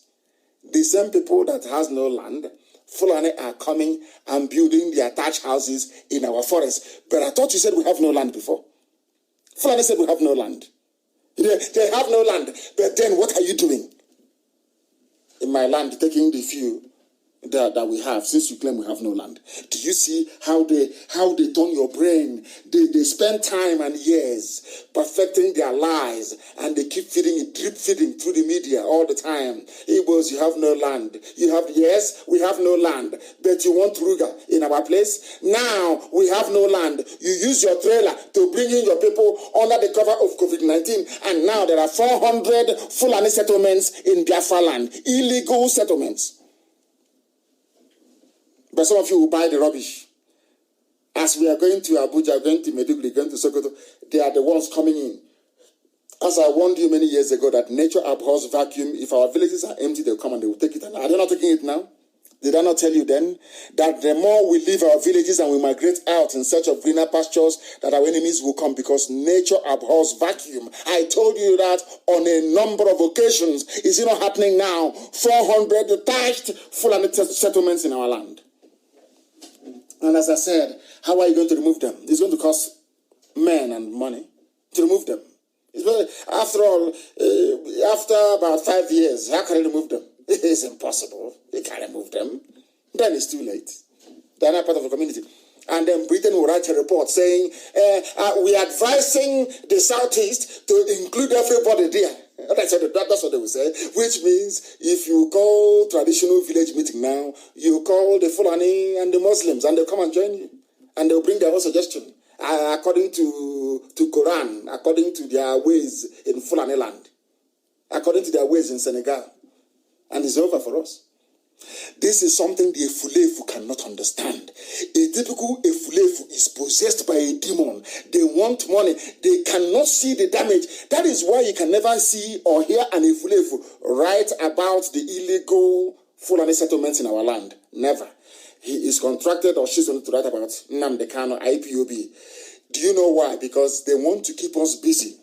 They want to keep us occupied, gossiping, as their Fulani masters are busy building their villages. You don't know that? That is their job.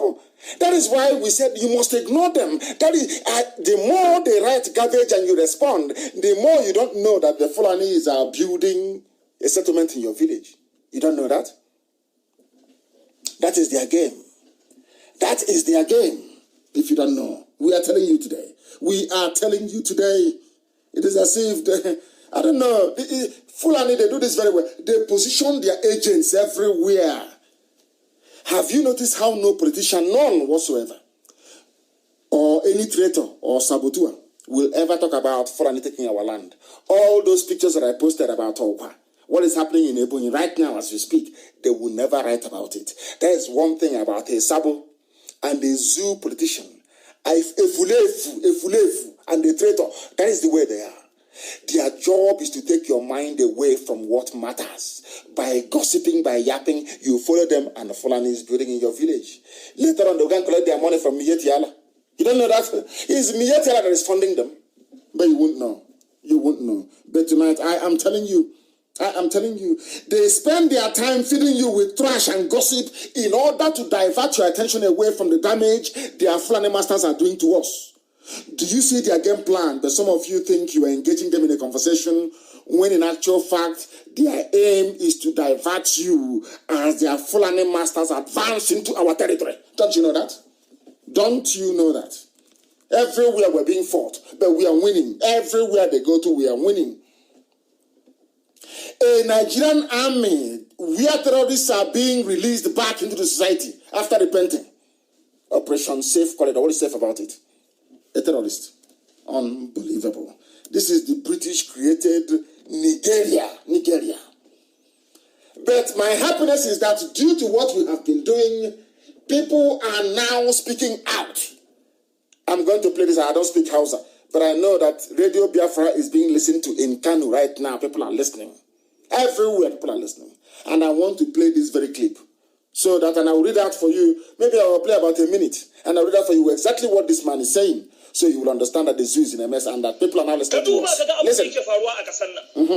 Coronavirus ta kashe mu. Lasa fiba ta kashe mu. Wane ne ya kashe mu? Sannan bayan wannan duk bai isa ba. Muna fama da talauci, muna fama da rashin ruwan sha, muna fama da karancin asibitoci da magunguna, muna fama da duk wasu matsaloli waɗanda la tu'addu wa la tuhsa. Ba za su kirgu ba za su kidaddugu ba. A bar mu da talaucin mu mana. A bar mu da harkokin kasuwar mu samu taro kwabo mu ci abinci, mu sha abin sha. A bar mu da karancin rashin ruwan sha da muke fama da shi a kasar mu.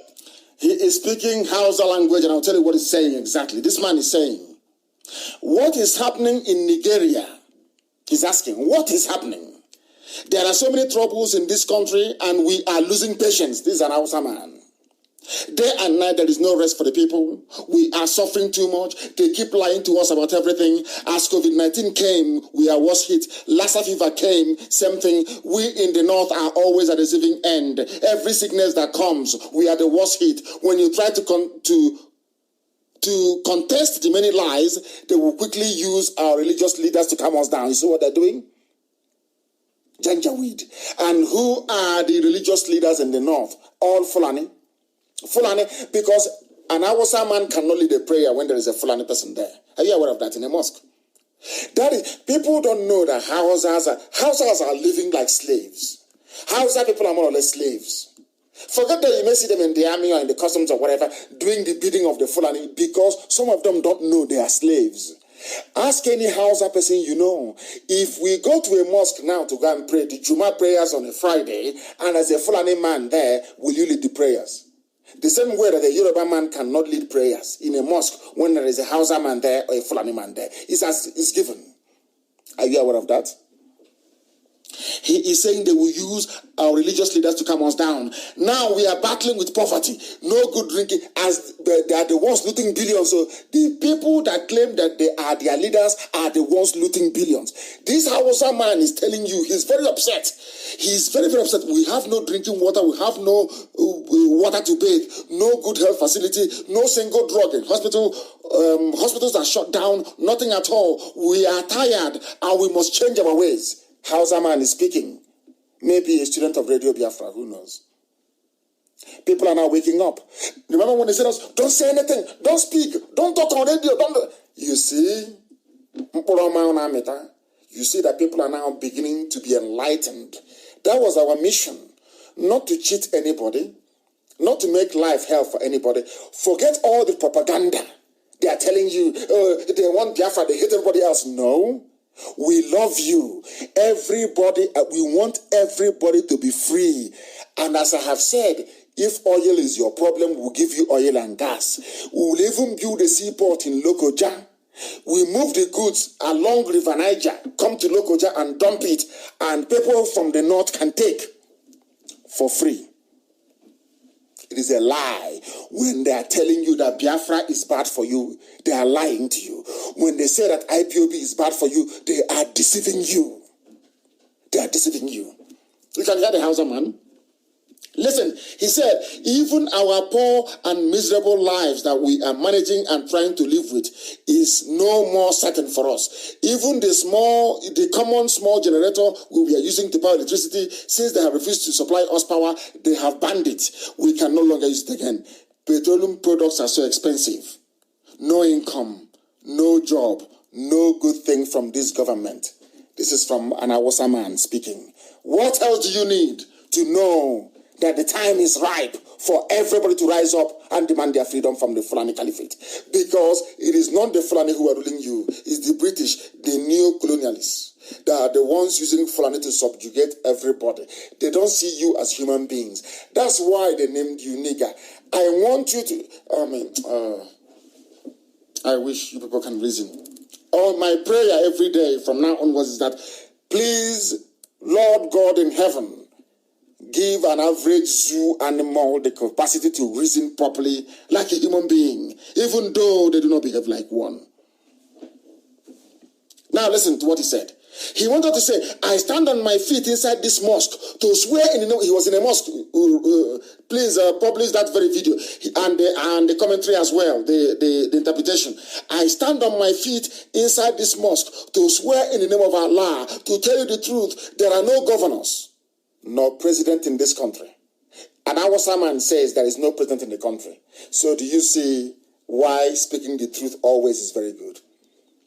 I'm sure he was one of those that said, go and kill Nnamdi Kanu in 2017 when I said Buhari was dead. But today, this man is crying. He is swearing by Allah. He was broadcasting from inside the mosque, and he said, there are no governors, no president in this country.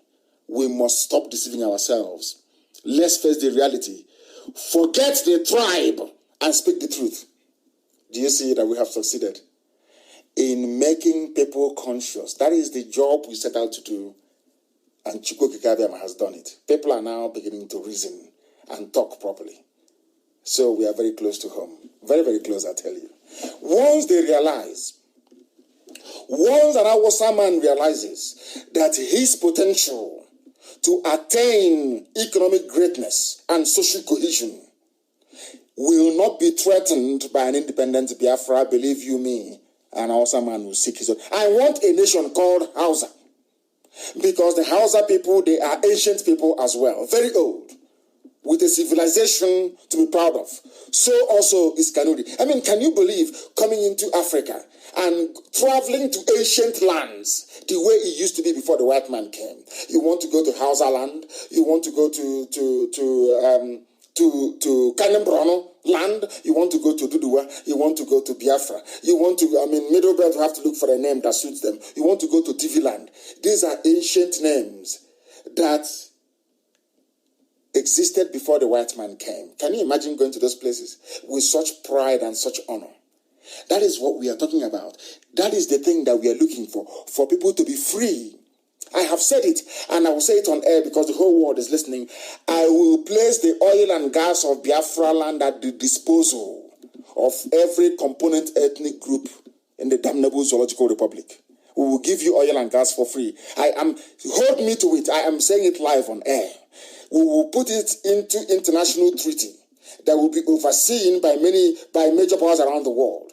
We are even going to supply gas to West Africa for free, because we want the economies to also grow, because we need people to buy our goods and services. Our economy is not going to be based on oil and gas. Our economy is going to be based on the things we are going to manufacture and produce with our brain, which is the greatest natural resource anybody can have anywhere in the world. That is pure common sense. That is the type of Biafra we're looking for. Not Biafra to sell oil and one idiot to be sitting there somewhere eating money, no. We are going to seek for what is called inward investment. We are going to convince the companies of the world, rather than manufacturing and shipping, which is very expensive, we do what China did. Come and manufacture very cheaply in Biafra land and distribute to the Southern Hemisphere. Very simple and neat. That is our economic plan. And road map, sea map, underground map, we are not going to tell you, because if we tell you, you will copy it and you bastardize it. But this time I tell you, let nobody deceive you that Biafra will mean cutting off, there will be no oil, there will be no gas. Never. The people right now, every component ethnic group in the zoo, once you are an independent nation, will pipe oil and gas to you for free. Because we don't need it. I'm being honest with you. We don't. See, oil and gas is the mainstay of the economy of very lazy people. Only lazy people can rely on oil and gas for survival. And we are blessed. We're not going to do that. Where is our president? The man was asking. There is no president. And now they know it. People's eyes are now beginning to open. I now pray that the same people that told us that Buhari then, before he died, was a repentant Democrat, look at what his administration is doing to all of you. Those of you that voted for the dictator, you have seen the mess you've put everybody in. Have you seen it? Because you lack foresight and you lack vision. You lack foresight and you lack vision. Even this man that I love reading his epistle sometimes, he writes from Atlanta all the time. His name is Farouk Berogi. He wrote, he said, to be sure, I'm going to read some of the things that he wrote, very, very interesting. He said, to be sure, there was never a time in Nigeria's history when corruption was an issue. Corruption has been there from day one, because that was how Britain built it. Britain built their zoo, Nigeria, and planted it on corruption by falsifying the census figures. So corruption is part and parcel of the zoo. Corruption is part and parcel of the damnable zoological republic. Part and parcel of it.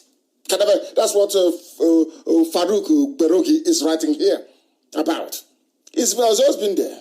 He said, I don't recall a time when corruption has not been as overpoweringly pernicious in its depth, breadth, rottenness, impunity, and frequency as it has been in the last 5 years. In other words, the last 5 years is the worst period in the history of the zoo, Nigeria.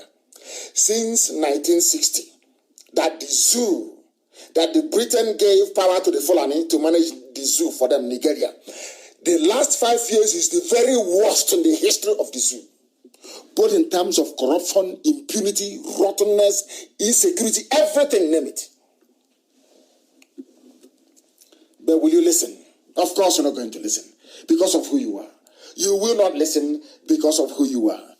As corrupt as Jonathan was, according to this man who is writing, it was once railroaded by the force of public opinion to accept the resignation of Stella Odua because she bought BMW cars. Stella Odua bought BMW cars and was forced to resign as Minister of Aviation. Having found a new understanding with our Oduduwa brothers, it doesn't mean we cannot speak the truth here. I don't know the reason, I cannot see the reason why newspapers in the West, Yoruba newspapers, cannot call for the resignation of this hush mommy in humanitarian affairs, whatever her name is, that used 850 billion to feed school children. Have they called for her resignation? The same way they were calling for Stella Odua, because they know that Stella Odua comes from an ethnic group where she will receive no defense, that they don't control anything. They won't give you anything in return. The reason why the Yoruba media has not gone for that hush mommy, that girl in humanitarian affairs, whatever her name is because they can get something from the Fulani, and they're afraid of the Fulanis as well. You see how it works in the zoo. That is how it works in the zoo. And that is why we must remain fearlessly glued to the truth all the time. I said fearlessly glued to the truth all the time. He said, do you know the funniest thing? He said, he didn't write this thing this year. He wrote this very column October 30th, 2017. But everything he wrote here is very, very pertinent today. They are very relevant today, this very day. Since 2017, nothing has changed. In fact, things has become markedly worse. That is the zoo you are in. Anytime they tell you, don't tamper with one Nigeria, we are one Nigeria, is because they want to keep stealing, they want to keep looting, they want to keep deceiving you, they want to keep beheading you, they want to keep taking your land. They know that as soon as Nigeria ends, Nigeria, as once it comes to an end, there will be no more Ruga settlement in the south, no more Fulani settlement, illegal ones. They may come and be in our towns, that's no problem. No more illegal Fulani settlements in our villages. They can no longer take our oil and gas and do as they like. Their children cannot live 5-star lifestyle anymore in the capitals of the world, driving the most expensive cars you can ever imagine. You will not have exclusively Fulani on the board of NNPC. Those are the things they're going to lose. So when somebody says to you, one Nigeria, it means they are serving a Fulani overlord. That's the meaning of it. The time now is approximately 8 minutes. It is 8 minutes to 9 p.m. in the evening in the land of Biafra.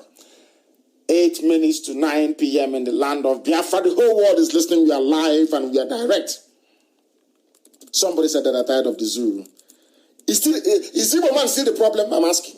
Is Igbo man still the problem of the zoo? I am asking. They say Biafrans are rebels, Igbo man is the problem. But now you have all agreed that what Ojukwu saw in 66 and 67 is playing out today, isn't it? Can you not see it? Has it now occurred to all of you that the reason why there was a concerted effort to demonize the Igbo man is because the British and their Fulani house niggers, they know that it's only an Igbo man that can save the rest of you in the zoo called Nigeria. I'm saying it without any apology. Only an Igbo man can lead a revolution that will free everybody, the same way an Igbo man did in Haiti and across the Latin world, even in the USA itself. Is it now very clear to all of you? Is it now very clear to all of you? Those doubting Thomases, is it now very clear? The reason why they chose an Igbo man to demonize an Igbo man is to make your freedom impossible. To make, as they are killing you, as they are cheating you, as they are looting your treasury, they'll keep saying to you, oh, an Igbo man is the problem. Igbo man is the problem. Have you seen it now? Even the Hausas are waking up. They are waking up. They are waking up. And my very happiness is that somebody wrote something very, very interesting, which I must read out to some of you. I think it's from Ronta Douglas. No, this is from Ronta Douglas. Ronta Douglas's one I will try and read out later on. It is what somebody said regarding this so-called fake plot, so to speak. Fake plot. They said an Igbo man is coming to take our oil in the south. Somebody responded to them. A southern Biafran, so to speak, responded to them. And he was responding to a Fulani man. A Fulani man wrote, Biafra is Igbo plot to colonize South. And they know that there's nothing called South in this world. They know that South doesn't exist in any map, in any cardinal point. But that's them they gave them. South, and they're answering. And in fact, they have abandoned that one these days. North should not cry for us. Our brother is writing. His name is Donald Egbo. He replied to somebody called Sage Ringim. And he said to him, Biafra is a plot by Igbos to colonize South, Alhaji Sage Ringim. Now, Donald Egbo responded, North cannot speak for South. He who comes to equity must come with clean hands. He went on to say, Sir, I want to thank you for your concern about the welfare of the people of the South by exposing the plans of the Igbos to recolonize the region as if there was a time Igbos colonized anybody before. Do you see how education is in the zoo? Do you see how warped the minds of zoo people are? But we'll continue. But I'm worried about the sincerity of these your concerns. Because of these worries, let us dissect and carefully assess your statements of fear and concern in 4 segments, so as not to repeat the mistakes of 64, 66, 67 to 70 till date. In your carefully written letter or chat with journalists, as reported in national dailies yesterday, you clearly stated that Igbos want to, 1, that's IPOB. We want to seize the economic prospects of the minority ethnic nationality of the oil-rich region. So now he believes there are ethnic nationalities, no longer South-South. You see how clever they are. Now, he responded to ring him. Ebo said to ring him, may I remind you that the economic prospect of the South-South is currently being seized and controlled by your people of the Northern Protectorate of Nigeria. Simple. This man, Ebo knows that I told you, every time they want to blame the Igbo man for everything. So as like professional gossipers we have in Biafra land, they want to keep your mind focused on something else. This man said to him, but your people are the ones who are now colonizing my region. Are you aware that even the oil wells in Abia State, Imo State and Anambra, and recently Enugu is being owned by your people in Northern Protectorate?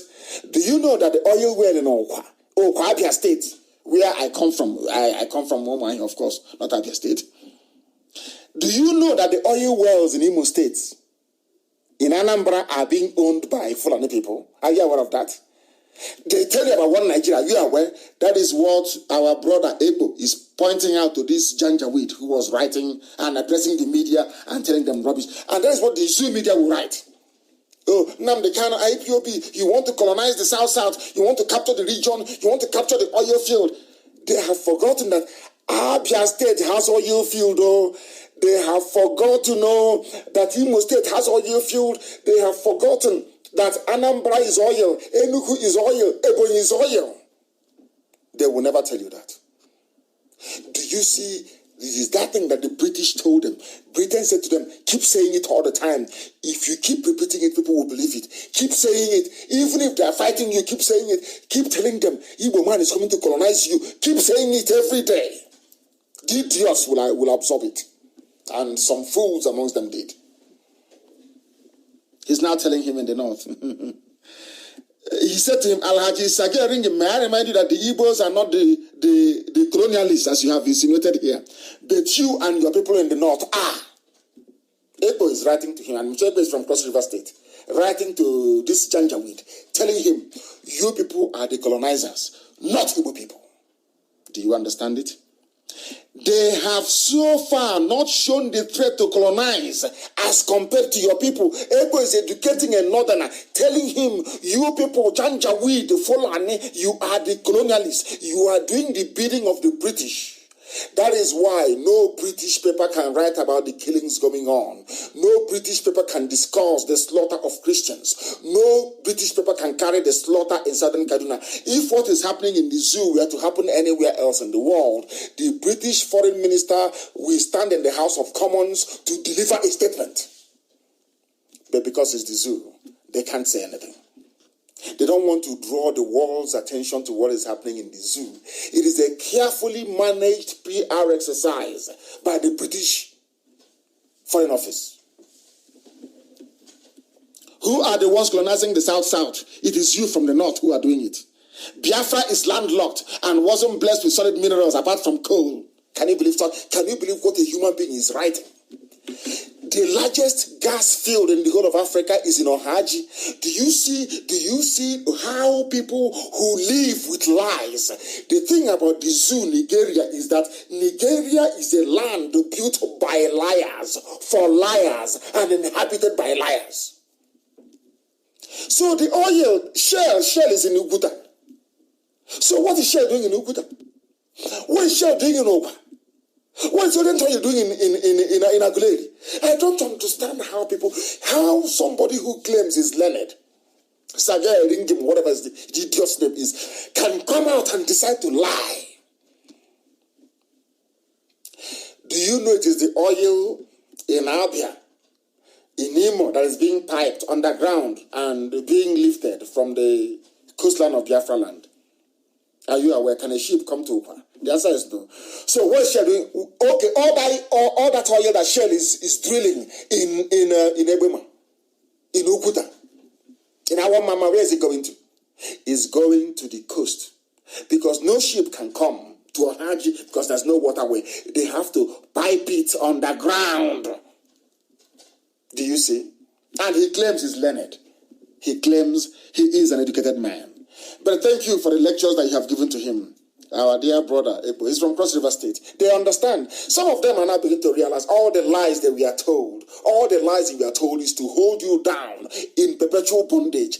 Igbo land is not landlocked. It is not. Go to Asumini. I don't know why people are foolish. They know the truth. They keep writing rubbish. People who are not educated enough to understand their place in the zoo are the ones commenting. Igbo land is not landlocked. Opopo is Igbo land. Boni is Igbo land. Asumiri is Igbo land. Don't you know that? You don't know where Asumiri is? Is Igbo not Igbo land? Is Igwacha not Igbo land? What was the name of Port Harcourt before the white man came? Is Igwacha? What is the name of Opopo before the white man? Is he called Igwenga? The name of Opopo is Igwenga. People should go and do their research properly. What was the name? Is Port Harcourt a black man's name? Is Port Harcourt a name of a black man or black woman? What was the name before the white man came? Igwacha is the name. For those who do not know, for those who claim they have forgotten, we are here to remind you every blessed day. We are now going to look at the time now is 2 minutes past 9 p.m. in the land of Biafra. We are going to look at what Oronto Douglas wrote about Niger Delta. He said, a generation that lived on misinformation and lies.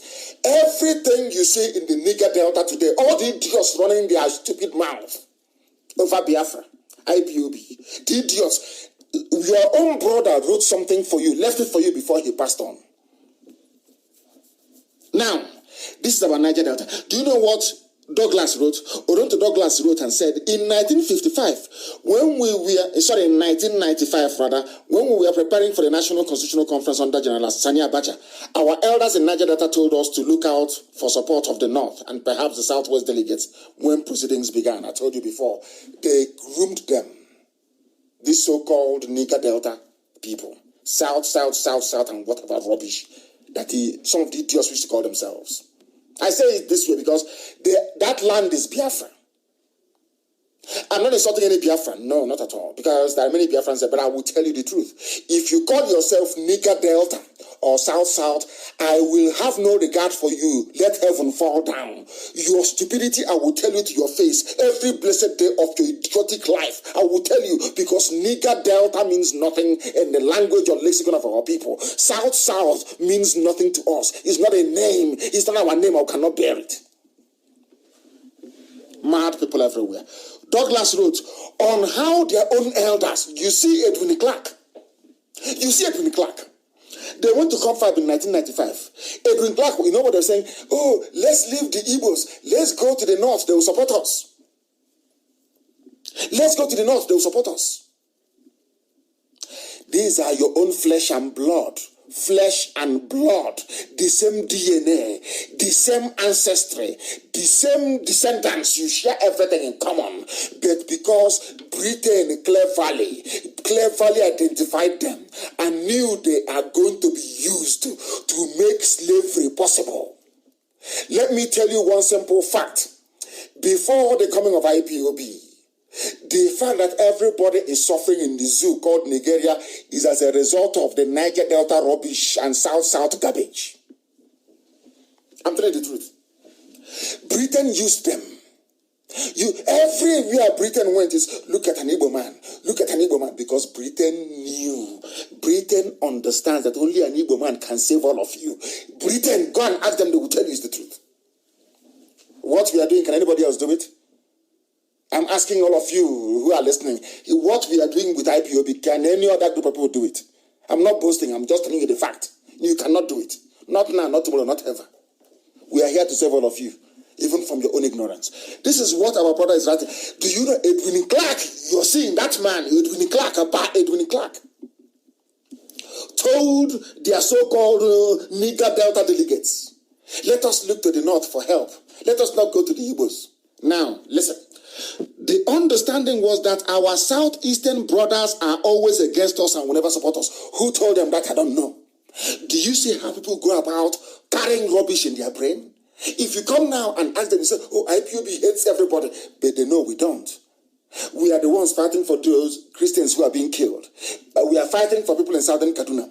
I am fighting for an Hausa man to be free. I am fighting for a Kanuri man to be free. I am fighting for Duduwa to be free. But they lie, they keep lying and lying and lying, and some of these idiots, they absorb it. Listen to what Oronta Douglas said. He said, when they got to the conference, they asked for 25% derivation.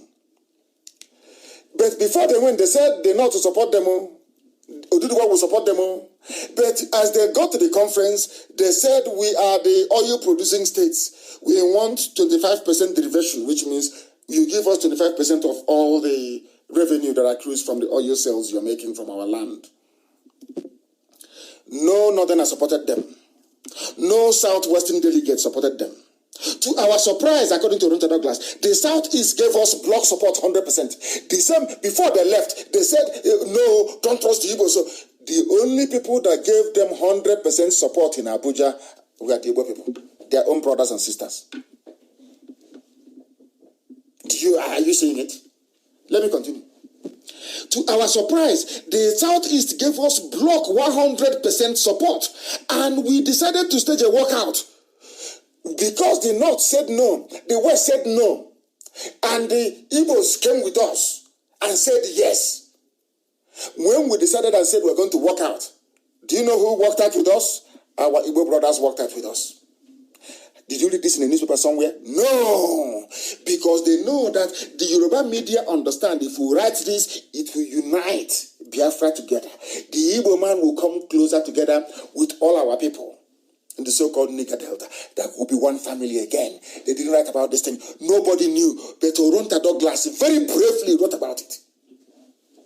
Are you following? We are here to dismantle all the lies of the zoo. That's our job. That is my job. Do you know that it was the same Igbo people that some people from Niger Delta said, no, don't trust them. We trust Agbo, we trust the Fulani, we trust the North, we trust the West. When they got there, the North disappointed them, West disappointed them. It was those their rejected brothers from Igbo that gave them 100% support. Even when they got upset and said they are walking out, their Igbo brothers followed them and walked out. Did you read about it anywhere? No. But it's here. And I thank Chidi Kali. I saw it from his Chidi Kali that posted it. I got it from his page. I saw this, but it's everywhere now. I understand maybe they're friends. I saw it from there. So when I take something from somewhere, I reference the person. That's where we got it from. He was the one that posted it. Where I saw it, I don't know if it's been originally published somewhere else before. I don't know. Now listen, General Sani Abacha then intervened and gave us 13% derivation we are enjoying today because of the help of the Igbo people. We, in conjunction with Niger Delta, as they call themselves, but I call it the entire Biafran family, of course.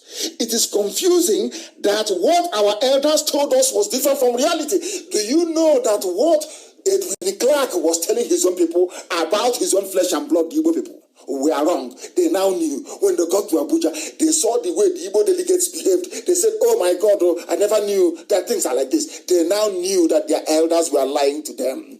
Every garbage your grandfather must have told you about an Igbo man, about the so-called Southeast, is a lie. It was proven in 1995 in Abuja.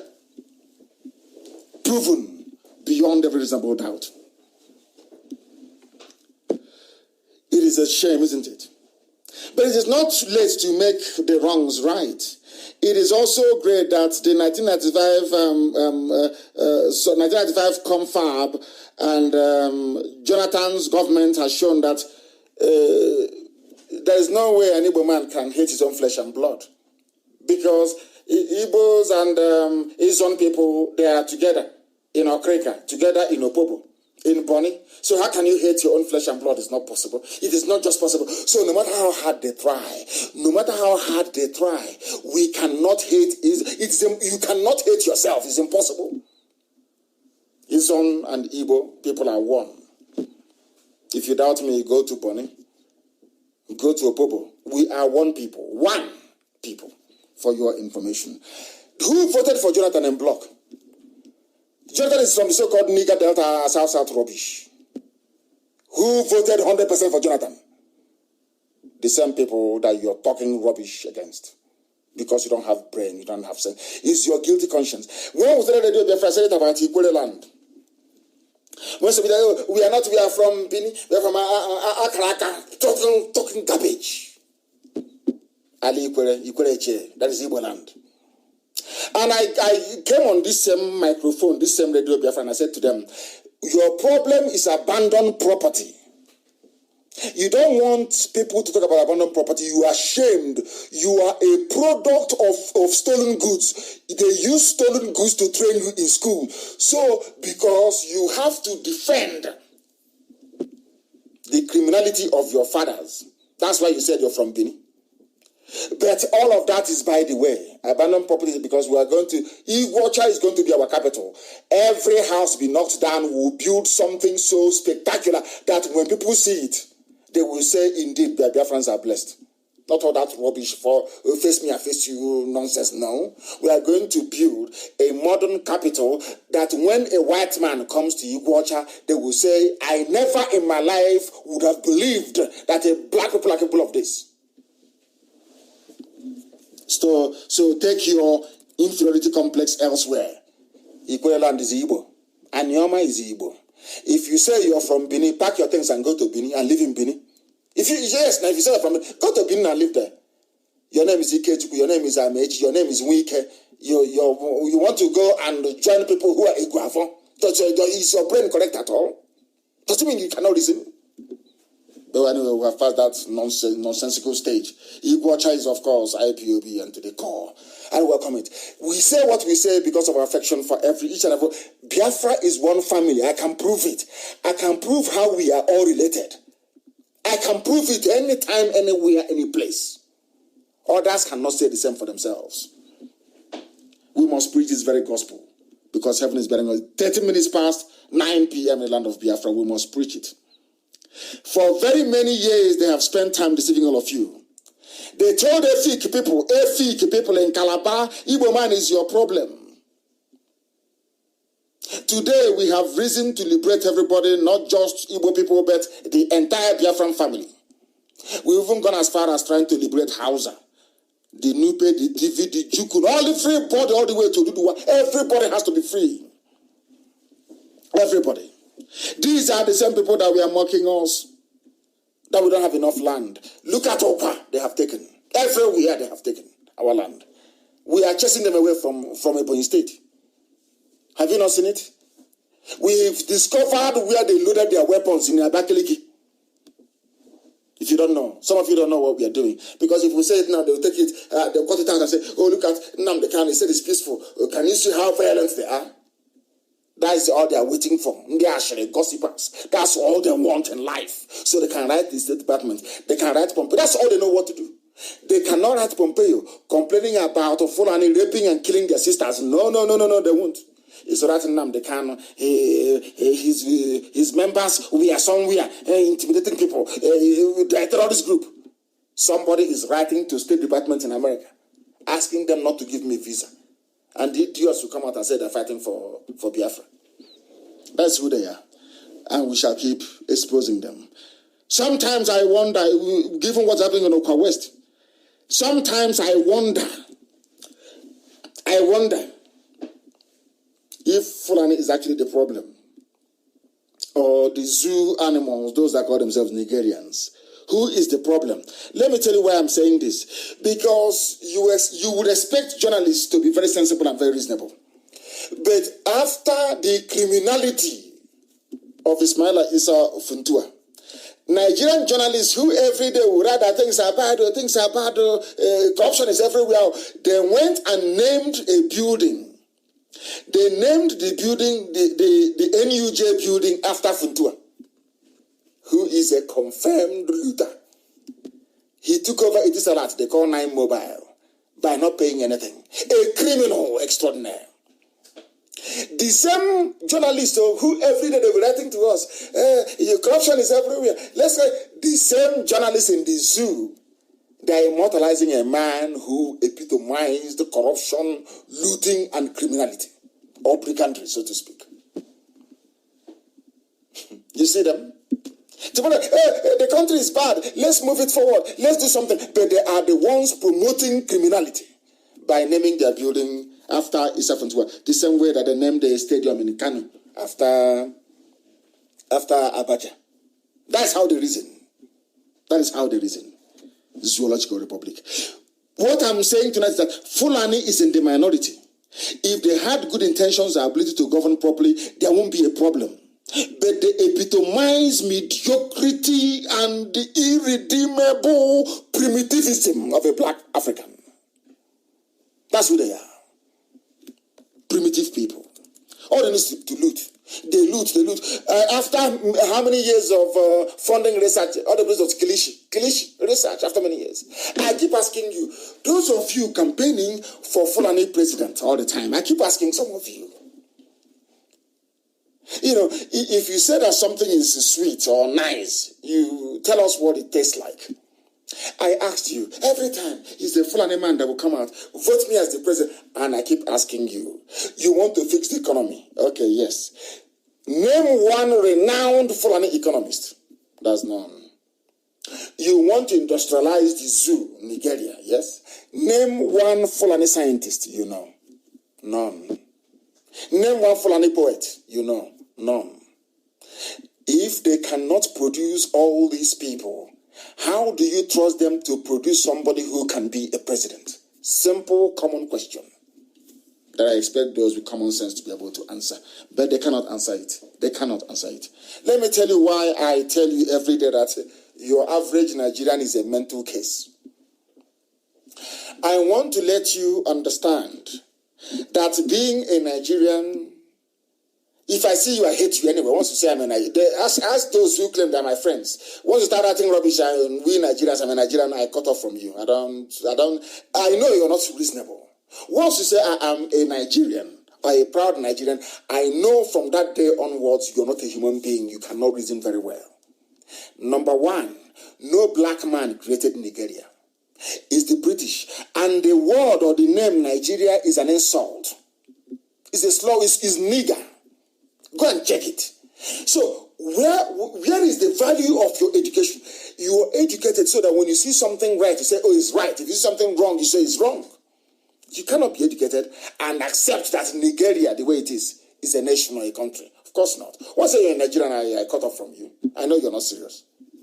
And let me tell you why. I want to buttress my point by telling the whole world how stupid a Nigerian. I want to let the whole world understand that this is the reason why white people are quite rightly racist towards black people.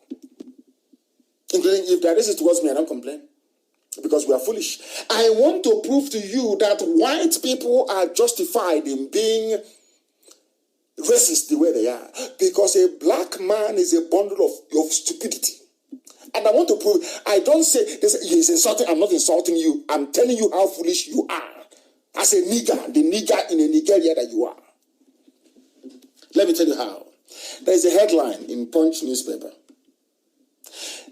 People read this headline and it doesn't touch them, it doesn't affect them. Because they are black people, because they have no shame. I've said it to you before, for you to have class in life, you must have shame. For you to have class in life, you must have shame. Now listen to this headline. Nigeria's petroleum imports exceeded their exports by $58.5 billion OPEC. What it means is, listen up, it means that they come to Biafra land and they take our oil on behalf of the whole Nigeria, or should I say on behalf of Britain. They take that oil outside and they sell the oil and they bring the money back. With that money they are bringing back to us, we now proceed to import other forms of oil as well. We export crude oil. Crude oil contains everything. It contains engine oil, it contains paraffin, it contains kerosene, it contains aviation fuel, it contains plastics, everything in a crude oil. It's black, it's crude oil, it contains. So the meaning of refining is when you now begin to, from that same barrel of crude oil, you will get kerosene. You get petrol, which is a premium spirit, motor spirit, the one you put in your vehicle, fuel. You will get diesel. You will get engine oil. You will get brake fluid. You get everything. Now, do you know what Nigerians are doing? They export crude oil. They now import kerosene separately, petrol separately, the one you put in your car. They import aviation fuel, the one you put in an aeroplane, separately. The one they call, is it paraffin or whatever it's called, separately. Engine oil, separate. So you are selling a barrel of crude oil to a white man or to a refinery, which some of them own, which some of these foreign people own in Equatorial Guinea and in Exeter, in England. They export the oil to their own refineries. That is how wicked they are. Meanwhile, the foreign refineries they have is not working. Iguacha, One, Warre, and Kaduna, not working, but they're paying the workers. Now, listen to the stupidity of a black man. I want you to understand how condemned the zoo is. I want you to hate Nigeria with every passion, with every sinew in your body, because what they have done to your brain is irredeemable. You know what they do? They export 1 barrel of crude oil for, let's say, about $40. Then they send that barrel of crude oil to the refinery that they own in Exeter in England. They don't refine because no refinery is working. As they send the barrel out, 1 crude oil, $50, the refinery in Exeter in England will refine the oil. And then the same zoo, Nigerians, these monkeys, will now say, oh, we want a barrel of kerosene, a barrel of aviation fuel. A barrel of aviation fuel is maybe $30. A barrel of, let's say, kerosene is maybe about $30. Now you have spent $60 buying the same thing that you could have refined and provided jobs for your people in your village. No. You export it for $40 and you import only 2 products back for $60. Does that make sense to you? Do you now see how foolish a black man is? Do you see the reason why I say that Nigerians are animals? Do you see the reason? I don't wake up and say it. News like this drives me insane. You have refineries where you could have refined all this, your oil, and provided kerosene, even at a subsidized rate, to people to use, to generate electricity. No. They export it, and a barrel contains many products. Don't forget, they're only importing 2 back. And out of that 2 they're bringing back, they are spending $20 more. That is why they claim they have no reserve. They claim they are borrowing money. And they are spending $58.5 billion more importing finished products when they have the refineries to do it. Now tell me if those people are human beings or not. Do you now see how foolish the zoo is? Do you see why I call Nigerians animals? Do you understand? Do you see the reason why when somebody says I'm a Nigerian, I look at you as a complete idiot? You have 4 refineries, not 1, 4. And you're sending this crude oil to a refinery as well. The same thing you have in One, the same refinery in Iguacha. And you're importing only 2 products back, kerosene and aviation fuel, because you don't have any refining capacity. Now ask yourself, who is stopping the refinery in Iguacha from working? Who is stopping Kaduna refinery from working? Ask yourself that question. The day you answer that question, that day your eyes will open. That day you will know how stupid a black man is. That day you will know that Nigeria, you call it, is a curse, is a burden on your soul. That is who we are. Because we speak the truth. They want to steal. They want to make your life a misery. They want to loot. But they come out and they tell you, Igbo man is your problem. Let's support one Nigeria. But you cannot see what they're doing because you are foolish. Because you're a black man or black woman. Because you're from a zoo. Your brain is not working properly. Shameful. Very, very shameful. And remember, once they finish doing all this nonsense, they cannot grow the economy. They don't know what political economy is all about. They don't know. They have no idea how an economy can be grown. They have no. That is why, please, can you publish that picture of a bridge they commissioned in Adamawa? Osisi wood, ordinary wood, that a local carpenter can do. He said he built it for 10 million. And they had the temerity to put ribbon on it and to use scissors to cut the ribbon. People without, when a white man says this, tell me why they will not kneel down on your neck and kill you. Because as I'm looking at this thing, I am hating this people the more. There is a level of stupidity that somebody will exhibit. You will know that that person is not fit to be called a human being. That's what that. Look at the bridge. Wood.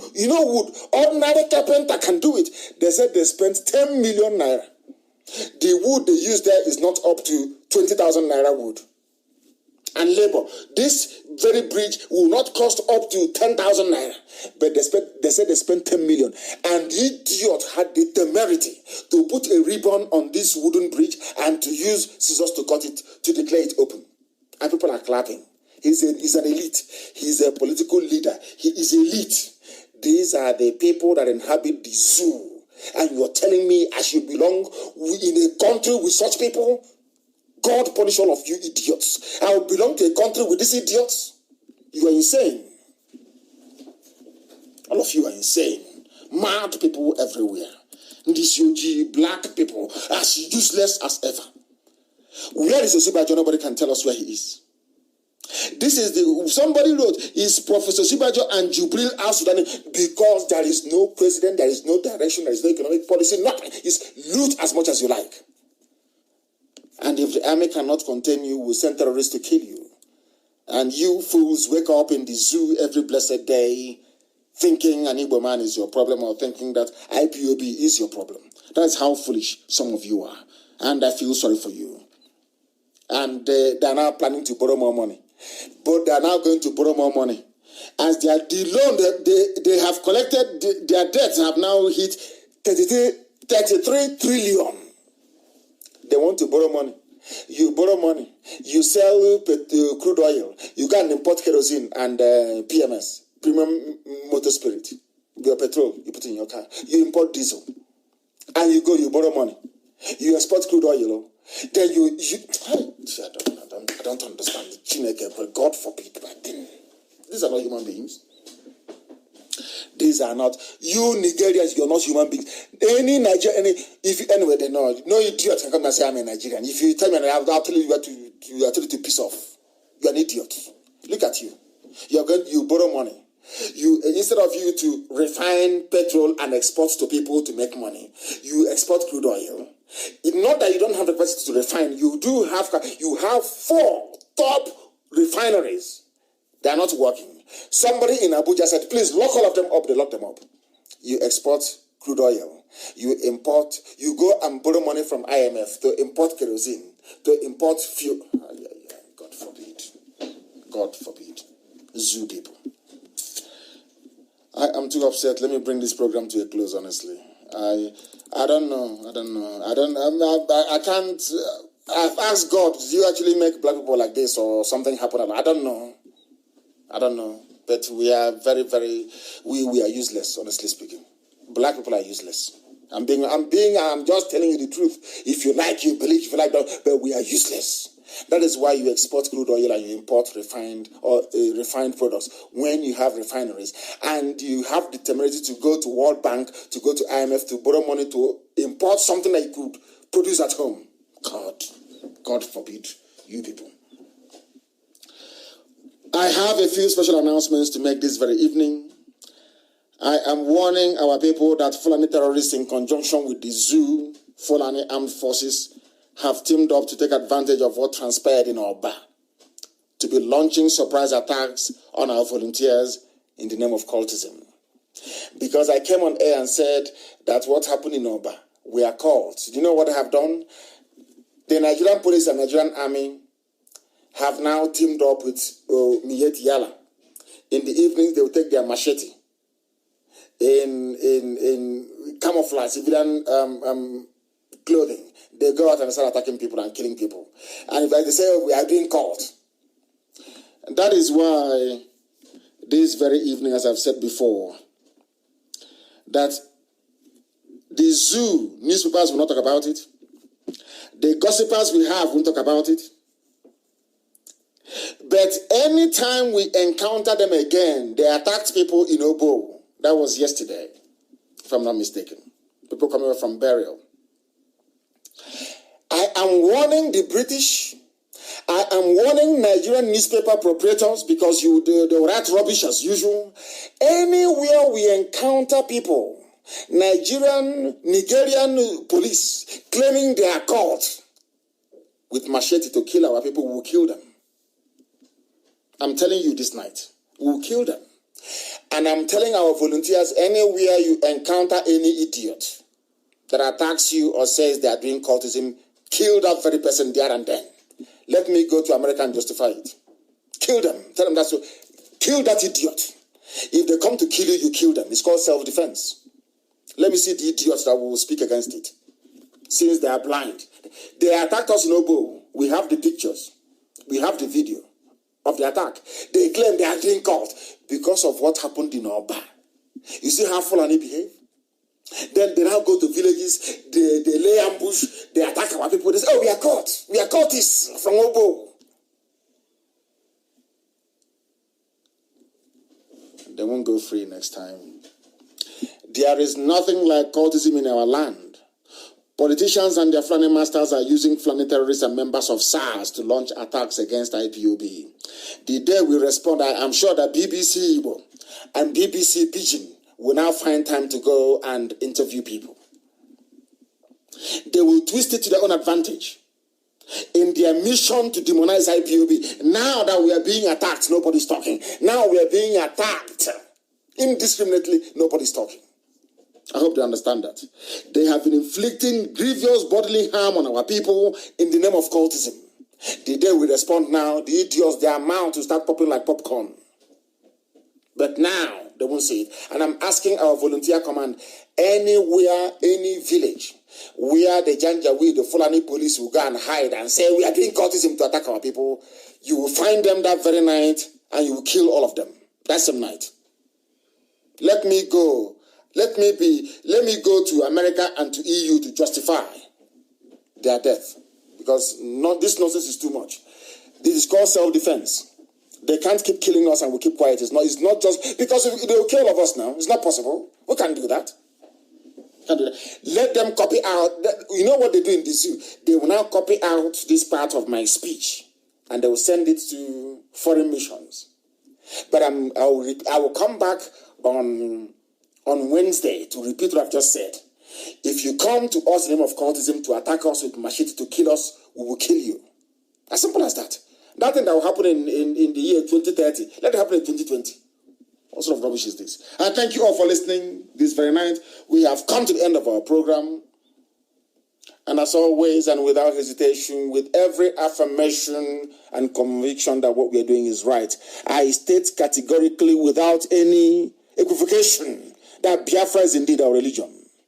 Here on radio, Biafra is where we worship because Elohim Chukwu Okike Abiyama is our God. From me, from here, good evening.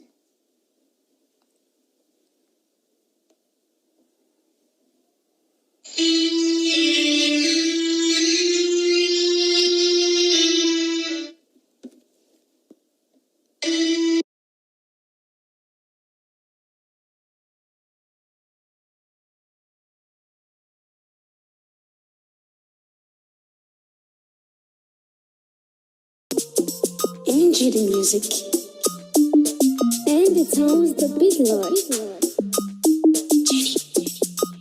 Biafra laga laga,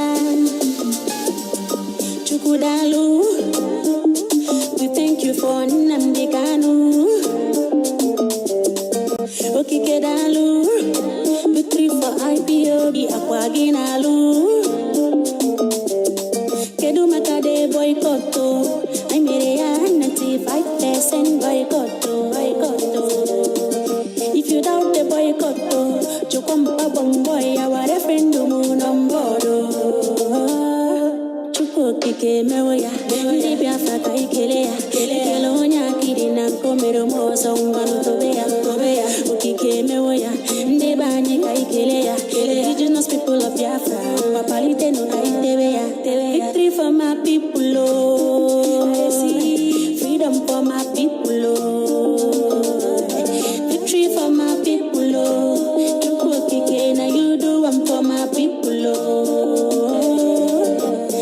Biafra laga laga, ani laga laga. No matter what him they do, ani laga laga, Biafra laga laga, ani laga laga. No matter what him they say, Biafra laga laga. Okike dalu, as I dey sing your praise, I know saying I know. Akwam jura juju, freedom for Biafra, olembe kogabu. I could remember when they killed my people again in September. With tears I asked if they kill my people, remain only me. If they kill them all, who will celebrate the child? If they wipe your people out of these earth, if they kill us all, who will praise your holy name?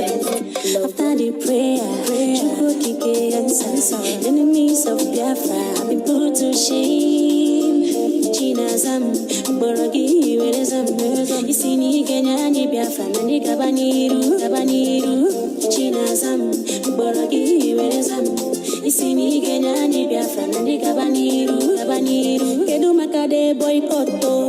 I made a 95% boycott. If you doubt the boycott, Chukwamba Bomboy, our referendum on board.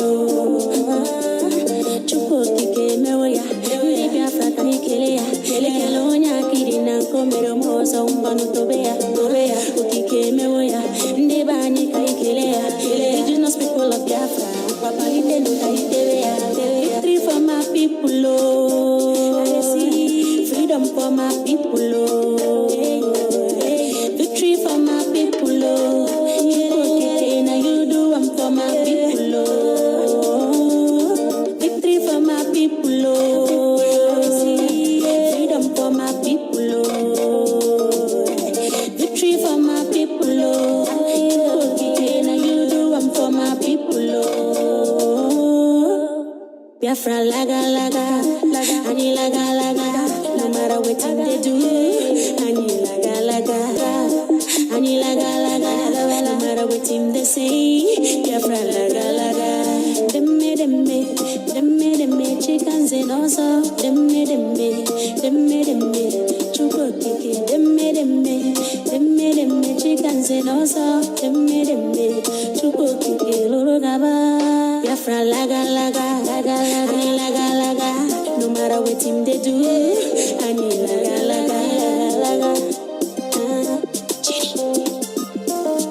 Enjoy the music.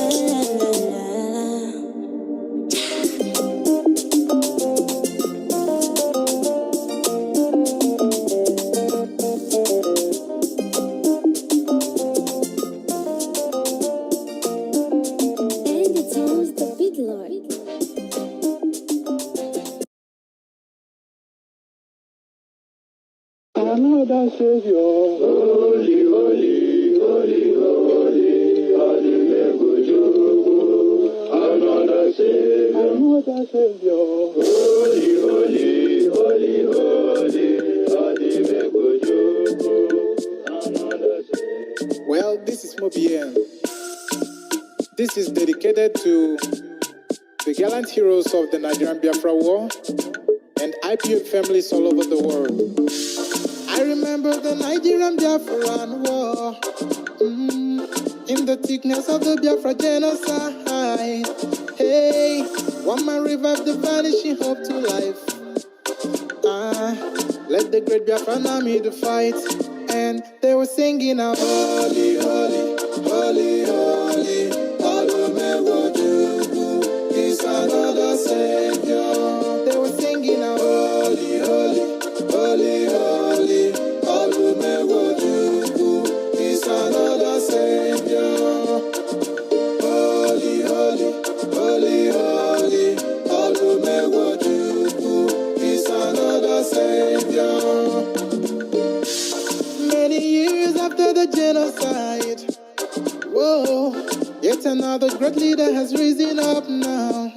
Oh, and he's leading the Biafrans to victory.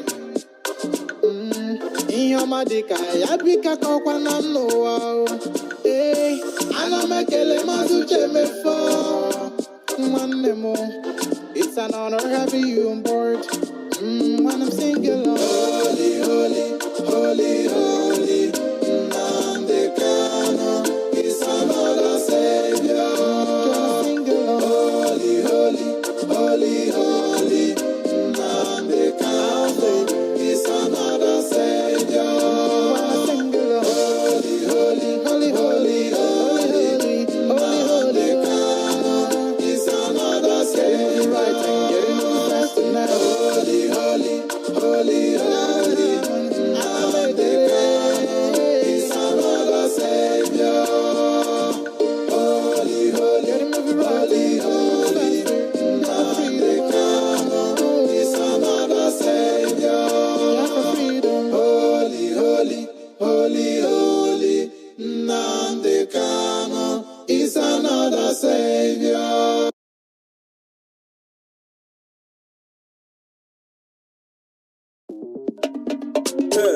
Africa, stand up.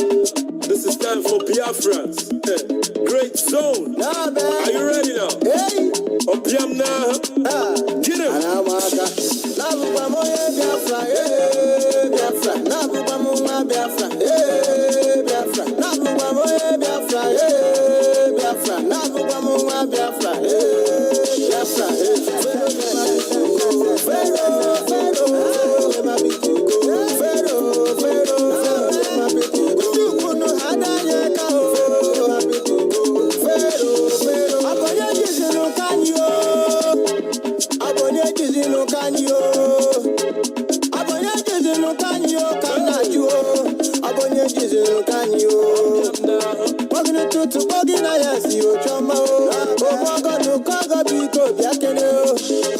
Who say we no go? Who say we no go stand?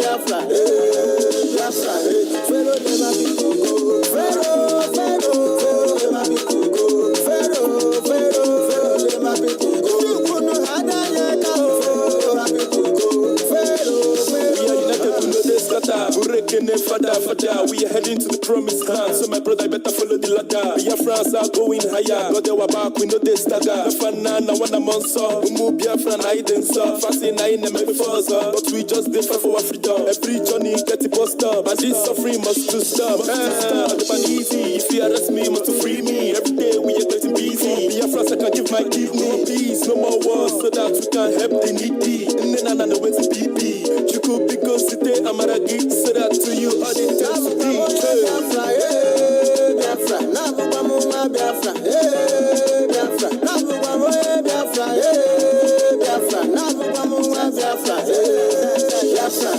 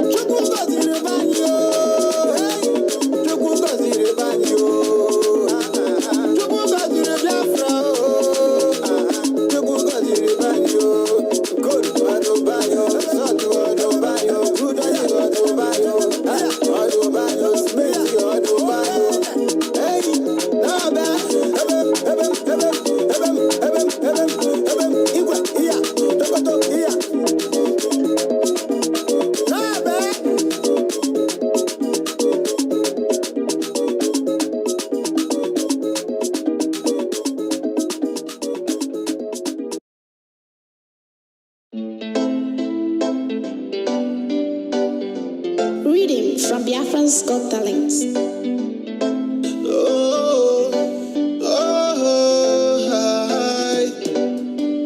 Africans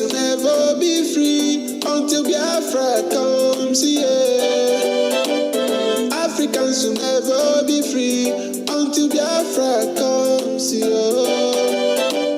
Africans will never be free until Biafra comes.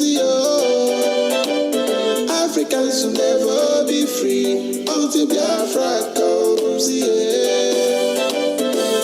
Englishman knows that, Frenchman knows that, Nigeria knows that, Englishman knows that, Frenchman knows that, Nigeria knows that,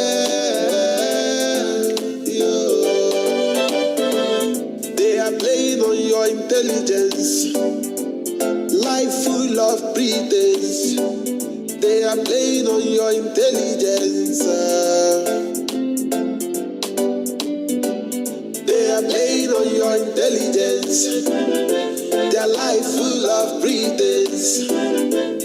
Everything is diligent.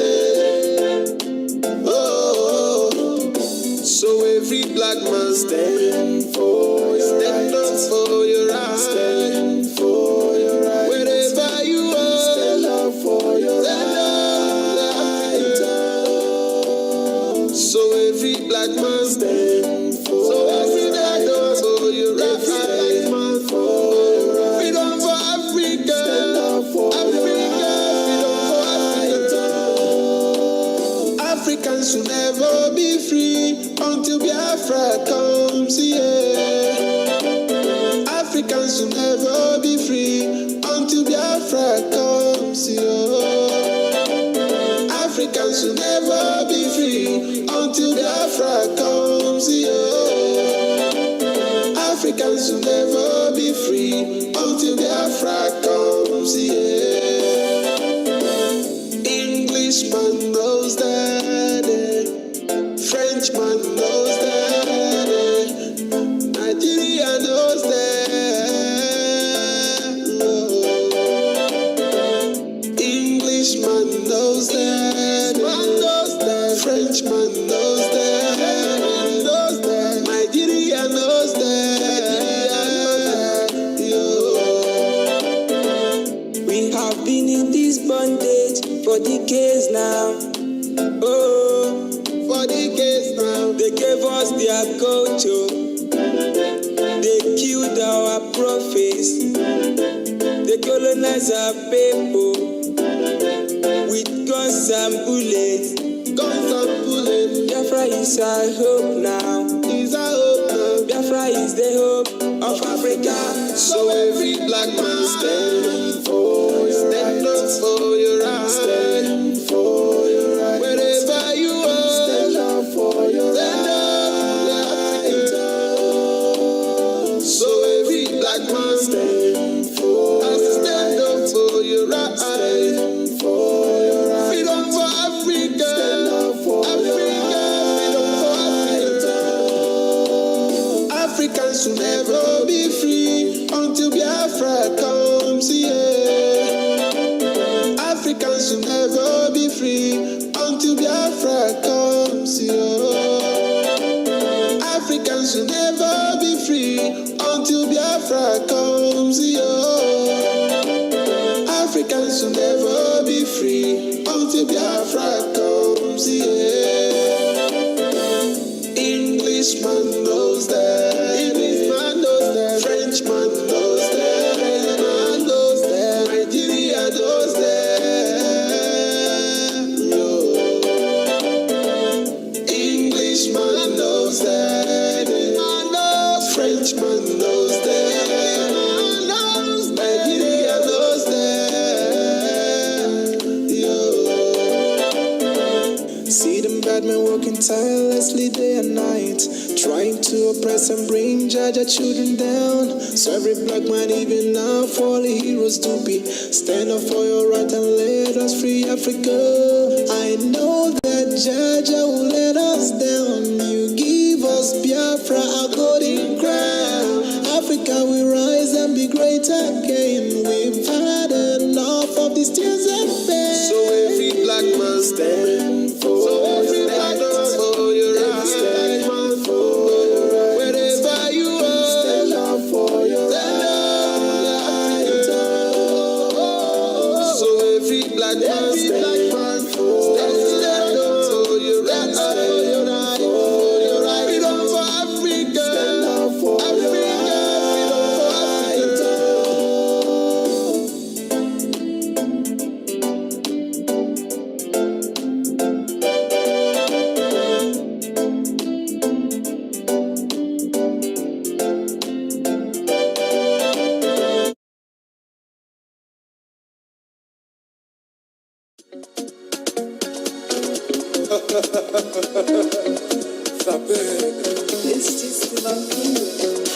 Nnamdi Kanu, God we bless you.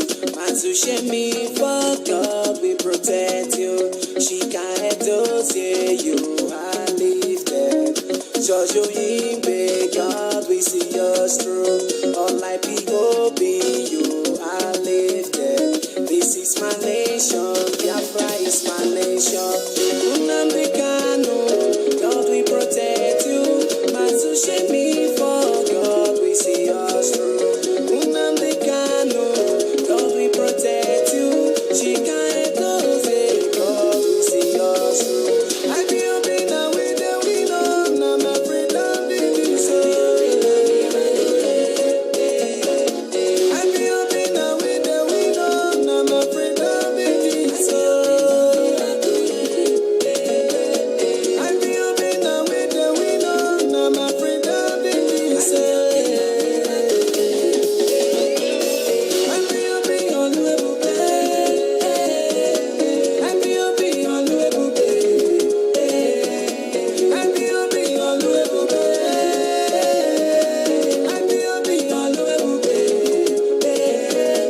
I feel be on the I feel be on the